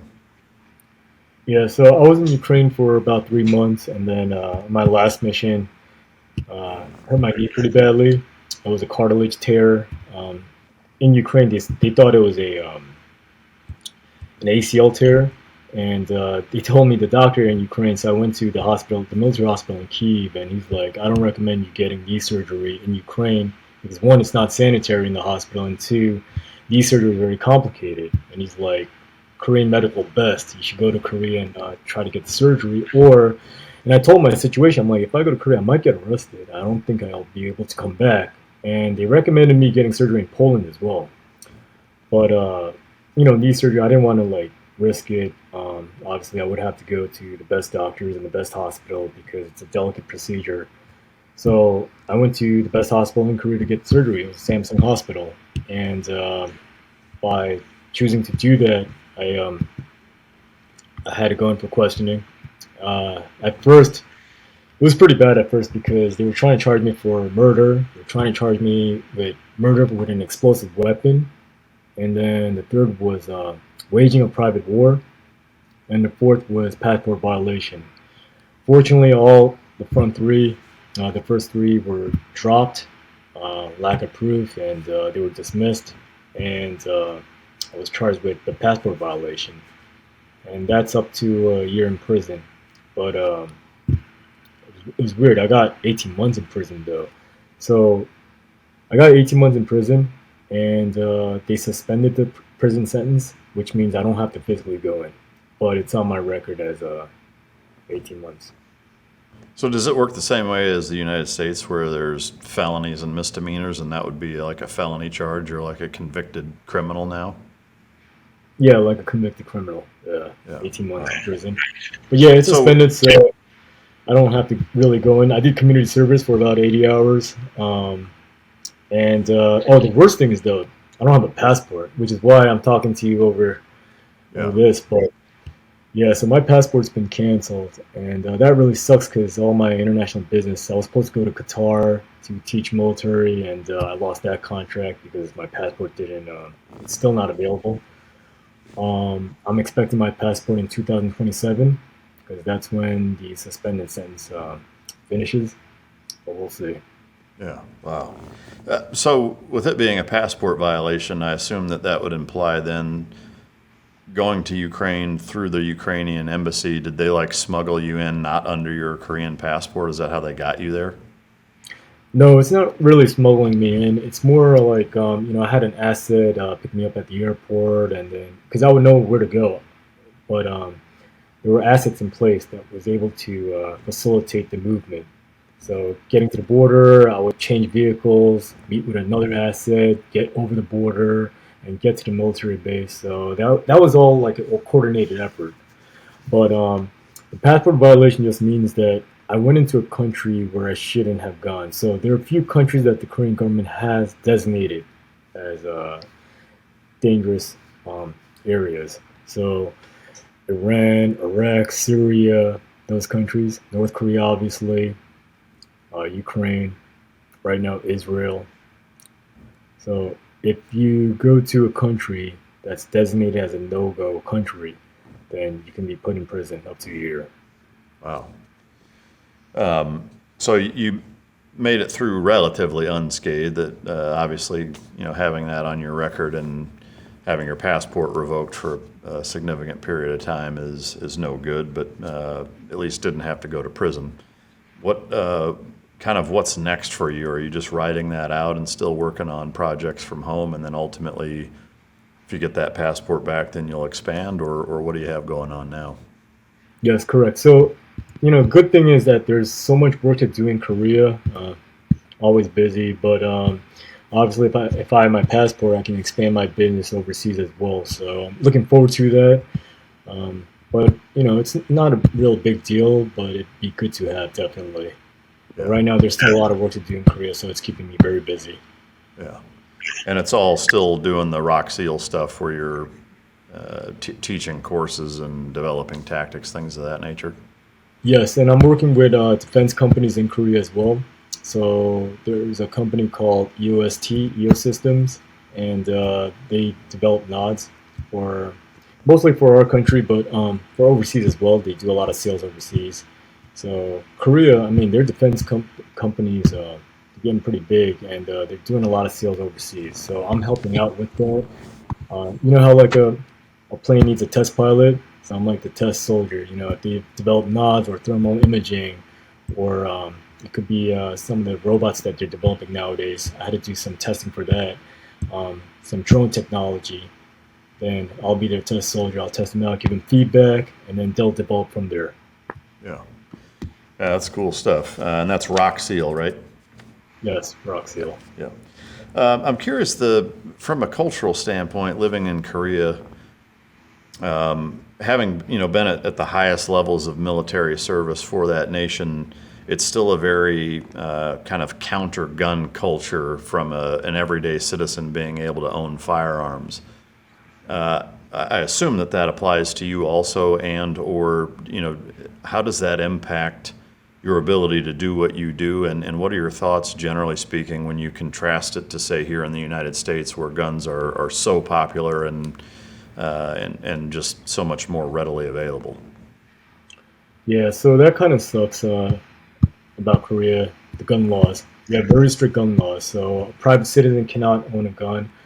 And doing consulting for the military, obviously, I would like to own my own set of weapons and keep them at my place. But since that's not possible, I would have to go into a U.S. military or Korean military base, and that's where I do a lot of my training in Korean military bases. I'm gonna go into the CCT base, the Air Force CCT base, pretty soon here, and we'll have to use their weapons on their base, their ranges. But when we do the training outside, so sometimes we'll have private events, and they'll come to me, and the base, it won't be a base, it'll be an area that we've rented out, and it'll be like a CQB kill house, a large kill house. But we don't necessarily have to have real weapons for that. There are good training platforms out nowadays. I think in the U.S. there's a new training platform called Unit 9, I believe it is. So yeah, similar to that, we have training weapons that we use, kind of like simulations. So we can have role players, we can have assault teams, and then they'll do realistic training scenarios in that manner. Yeah. So I mean, you can't. I mean, nobody can legally own a gun of any kind in Korea. No, the only exception is for a private citizen to own a gun would be a hunting weapon. And even with a hunting weapon, it would have to be maintained and stored in a police station. Wow. Is that, from your experience, something that generally is adhered to, or are there a lot of illegal weapons, black market or otherwise, in Korea? Yeah, a little bit of that. Yeah, we've had some gun cases where the gun was sold on the black market, and there was a murder, yeah, involving a firearm. But yeah, that happens. There's definitely a black market in Korea, and a lot of it's mostly it's drugs, but sometimes guns as well. And nowadays, people are building guns or making homemade weapons, Yeah, like firearms. 3D printers. Yes, or with pipes, with standard, hardware. Yeah. And we've had one not too far from actually my apartment. There was a murder case involving a firearm, and that was not a regular firearm.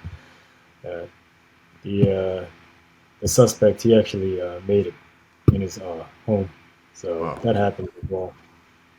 To me, you've got a very unique perspective in that, you spent most of your childhood growing up in the United States. You've spent, a significant amount of time going through the SEAL pipeline here in the United States. But then you served in the Korean military and now live as a Korean civilian in a very strict gun law type of society, which is, kind of a polar opposite from America. The gun crime there is exceedingly low. What is your take on the contribution of having the society be such a strict gun policy type of society versus here in the United States and the level of crime and just, I guess, overall chaos? Do you see a parallel with those things, or do you think there are too many cultural differences and distinctions made to be able to pinpoint it on that one thing? Yeah, I mean, being former military and especially teaching military, I'm a pro gun guy. Obviously, I would want relaxed gun laws like the U.S., especially states like Texas. But in Korea, we have such a strict, you know, anti-gun law that it's almost impossible to get your hands on a firearm. The only way would be through the black market illegally, and the penalty would be very severe if anyone would do that.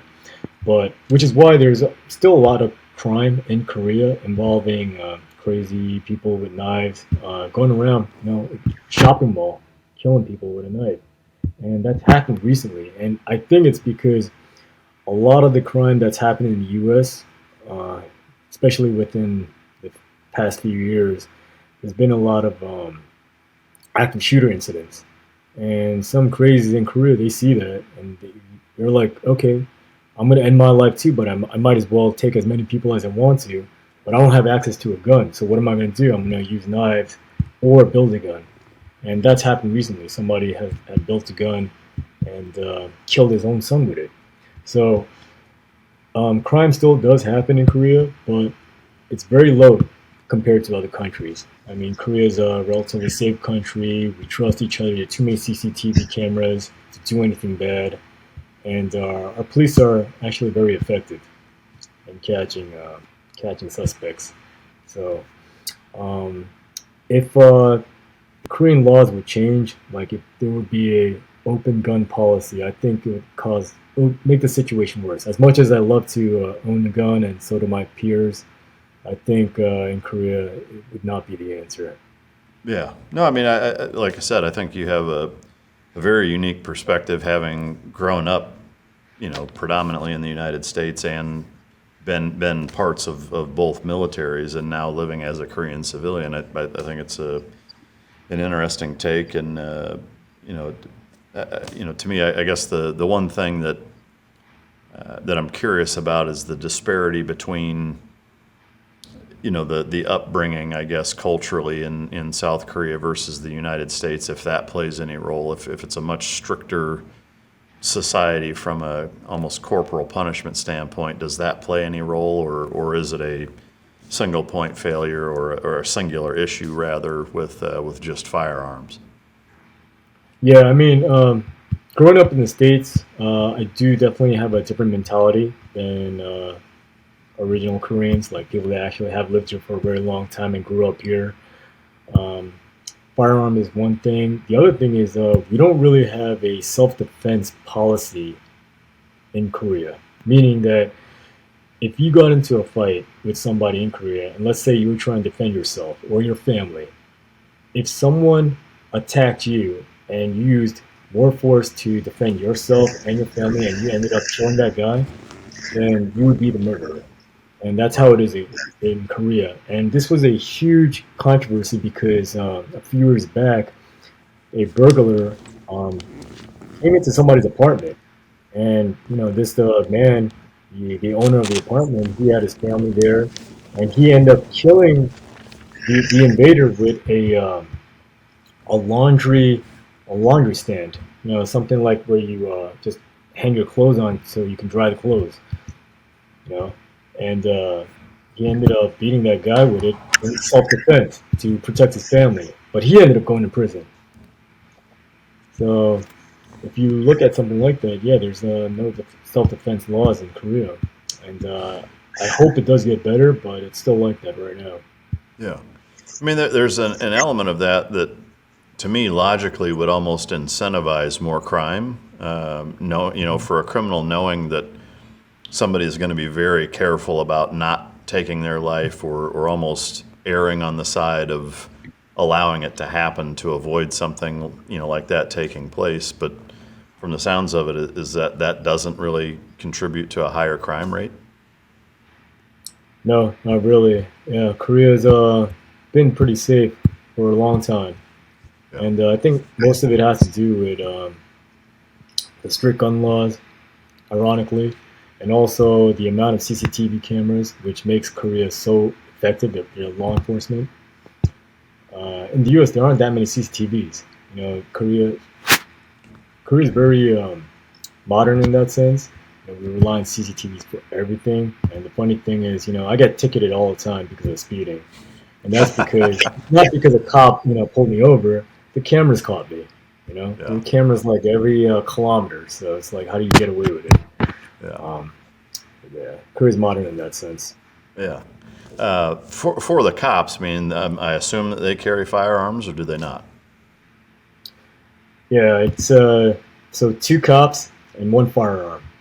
So usually, how cops travel in pairs. Yeah, it's 1 firearm between the 2. Oh wow. Do they?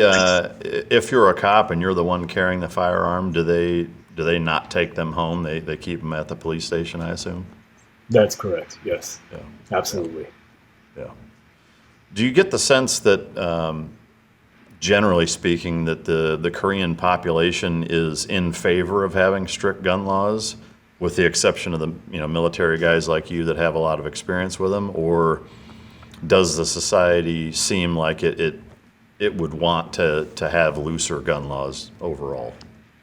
No, I think society's in favor of having strict gun laws, and the reason being is because recently we've had a few incidents with knives. Many people dying, running around with like a knife frenzy, running around with a knife and just stabbing people randomly. And society, that kind of shocks society because Korea is relatively safe, but sometimes you see crazies come out doing that. So, if he had a gun, then the situation would be more catastrophic. So society would be against guns, definitely. Yeah. It's interesting because here in the United States, it's a mixed bag. I'd say it's pretty close to half and half of, the left side, generally speaking, is pretty anti-gun or wants stricter gun laws or no guns. The right wing is more pro-gun and wants, it to stay the same or even be looser than it is. But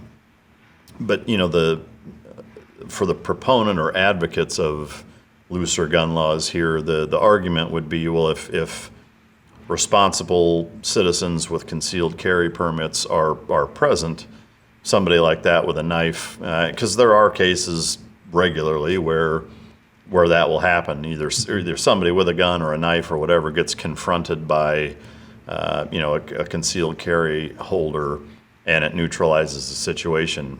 Is that kind of aspect ever talked about within Korea, or is that not really looked at? Yeah, sometimes it's talked about, but the problem is the Korean laws right now. Like, you know how I told you there's no self-defense law or a law that would protect somebody in a self-defense situation. So there was an incident, I think it was Texas, in a church. Some guy pulled a gun, and a civilian pulled his gun out and shot the suspect. But if that happened in Korea, the guy that shot the suspect, he would go to prison. Wow. But I think in your case, he was awarded a medal. Like, he was considered a hero, right? Absolutely, yeah. Yeah, he would not be a hero in Korea because of the laws in place right now. And from the sounds of it, even the general public wouldn't consider him a hero for stopping somebody with, let's say, an illegal firearm that was on a shooting spree, that like they still wouldn't look at it that way? No, I think the general population would see him as a hero. It's just that the laws won't protect him. The laws in place right now. So that's the shitty part about it. Yeah. Do you think that there's any element of, because it's such a suppressed gun culture, that's why Squid Games has been so popular and why it's so violent, is because it's, it's the kid in the candy store almost? Like, do you think that there's any element of that? Yes, I do. Yeah, so Korean movies, I mean, we have some crazy movies out there. Very gory, very cruel. Sometimes that would blow your imagination. But I think it's because Korea is such a safe and conservative country that we kind of love to steam through media or through entertainment. Yeah. It's it's interesting for sure. I mean, I remember watching it, and I was kind of shocked at how violent it was, and still entertaining, but violent. Yeah, violent nonetheless. Yeah, for sure. So what's next for you? It sounds like just keeping the ROK SEAL business going and continuing to do what you do until you can go outside the country. Yes, for sure. Expanding the business. Just started another company, actually. It's called Hornet Defense, and we're creating EDC Tools. So, like you said, we have such strict gun laws in Korea that no one could own a firearm. So how do Koreans defend themselves? So we thought about this for a while, and we've come up with some innovative tools that people can carry, the general public could carry, whether it's a woman carries it in her handbag or men carrying it in their jeans. Some EDC tools that they can use to defend themselves in case something happens. And we have a line of products that we're developing. Sometimes they're not all weapons. Mostly weapons like batons. We have a credit card knife that's developed and doing really well, and some tools that we're actually developing, like a window breaker, because we have a lot of water in Korea, and sometimes if someone goes off a bridge, they're gonna want to be able to break that window. So some innovative tools that we're coming up with. Yeah. Kind of along those same lines, are combatives, specifically jiu-jitsu, but even like MMA gyms, boxing gyms, self-defense academies, are those popular in Korea? Yes. Yeah. So you know how like UFC is popular in the US? Well, Road FC, we call it Road FC in Korea. Very popular, and we have it's a lot of it's on YouTube as well, but lots of MMA going on. Boxing, but MMA is a little more popular than boxing. Yeah. And MMA, we have a program called Black Combat. So, and also some street fighting without any gloves. So it's just like bare knuckles, and that's pretty popular nowadays too. Yeah. Combatives within the special operations community in the Korean military, is that a big part of it? Like, do you guys spend a lot of time training that? It depends on the unit. In the ROK SEAL teams, not so much. We do MMA as part of our commanders program. The Army side, they do a lot more because they have this huge demonstration that they have to do for the president once a year. And there's a battalion or a brigade that's dedicated to that demonstration. But the Army side, because they're more traditional, they spend a lot of time practicing martial arts, like the traditional martial arts. And traditional martial arts, yeah, it's good, but it's good for your mind, your meditation, and for stretching. But it's not very effective in combat. So we phased away from all of that, all the traditional martial arts. So we're doing MMA, just like how some of the Western units do. They're combatives. But the Army, they're still doing some of that traditional stuff, and it's mostly because of demonstrations. Yeah. It looks cool, flashy, very cool. Yeah, yeah. Do you train yourself outside now being separated from the military for a while? Yeah, so I actually trained in Krav Maga Okay. since high school. So I'm more comfortable in Krav Maga than MMA. I think it's more effective. So I still do that, but not too often. I mean, I gotta jump. I still do skydiving. I still do scuba diving, tech diving to be more specific, and still do Krav Maga. And I teach baton courses as well for the general public. So I don't just teach for the military, but especially since we're developing batons and that we're developing EDC tools, I run these courses. So this is a EDC tool that we came up with. It's just a baton, 12-inch Oh, baton. cool. So sometimes, the general public, they'll buy these batons, but they won't know how to employ them or use them properly. So we'll have to run these baton courses. This is a 15-inch, and these batons are actually very light and very small. I mean, the size of a cell phone is very small. They have a pocket clip, so you don't really need a case for it. Put it in your pocket, and you can carry them around without a burden. So I'll teach these baton courses to civilians, even now. And they're legal? Yeah, these are legal. Yeah. Are knives legal, or are there a lot of restrictions on knives also? It depends on the size. So you got to be careful on the size. So as long as it's under 3 inches, it should be okay. Sometimes I carry a knife, an EDC knife in my pocket, and but it'll be under 3 inches. And that's kind of my standard. So when I travel overseas a lot, usually if it's under 3 inches, it won't be a problem in any country. Just checking the baggage. Yeah. Yeah, I'm right there with you. I always like to have at least something other than just my hands. But man, what a fascinating conversation. Is there anything that I haven't asked you that I should have, or that you want to bring up? No, I think you did ask a lot of good questions and kind of pretty much hit all the big spots. But yeah, it was a real pleasure.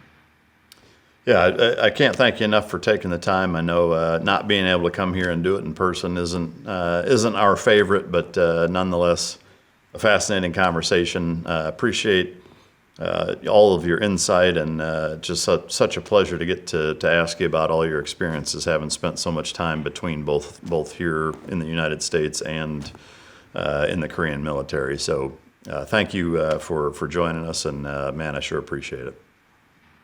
Thank you for having me. It's always a pleasure to meet another SEAL and talk. And like I said, when I was in Ukraine, they were mostly Army guys, but when I got to see another SEAL, it's just it's a real pleasure. Yeah, because that's awesome. We're brothers. Yeah, always.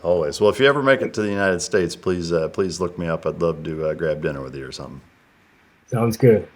That'd be cool. All right. Well, thank you much. For the listener, viewer, I know the audio can present a bit of a challenge, on these Zoom interviews, but I wanted to be able to bring you a different perspective of, such an honorable guy that has spent, a fair bit of time here in the United States working with special operations and in one of our closer allies in Korea. So hope you guys enjoyed it. If you didn't, you can choke yourself. And until next time, this is Mike Drop.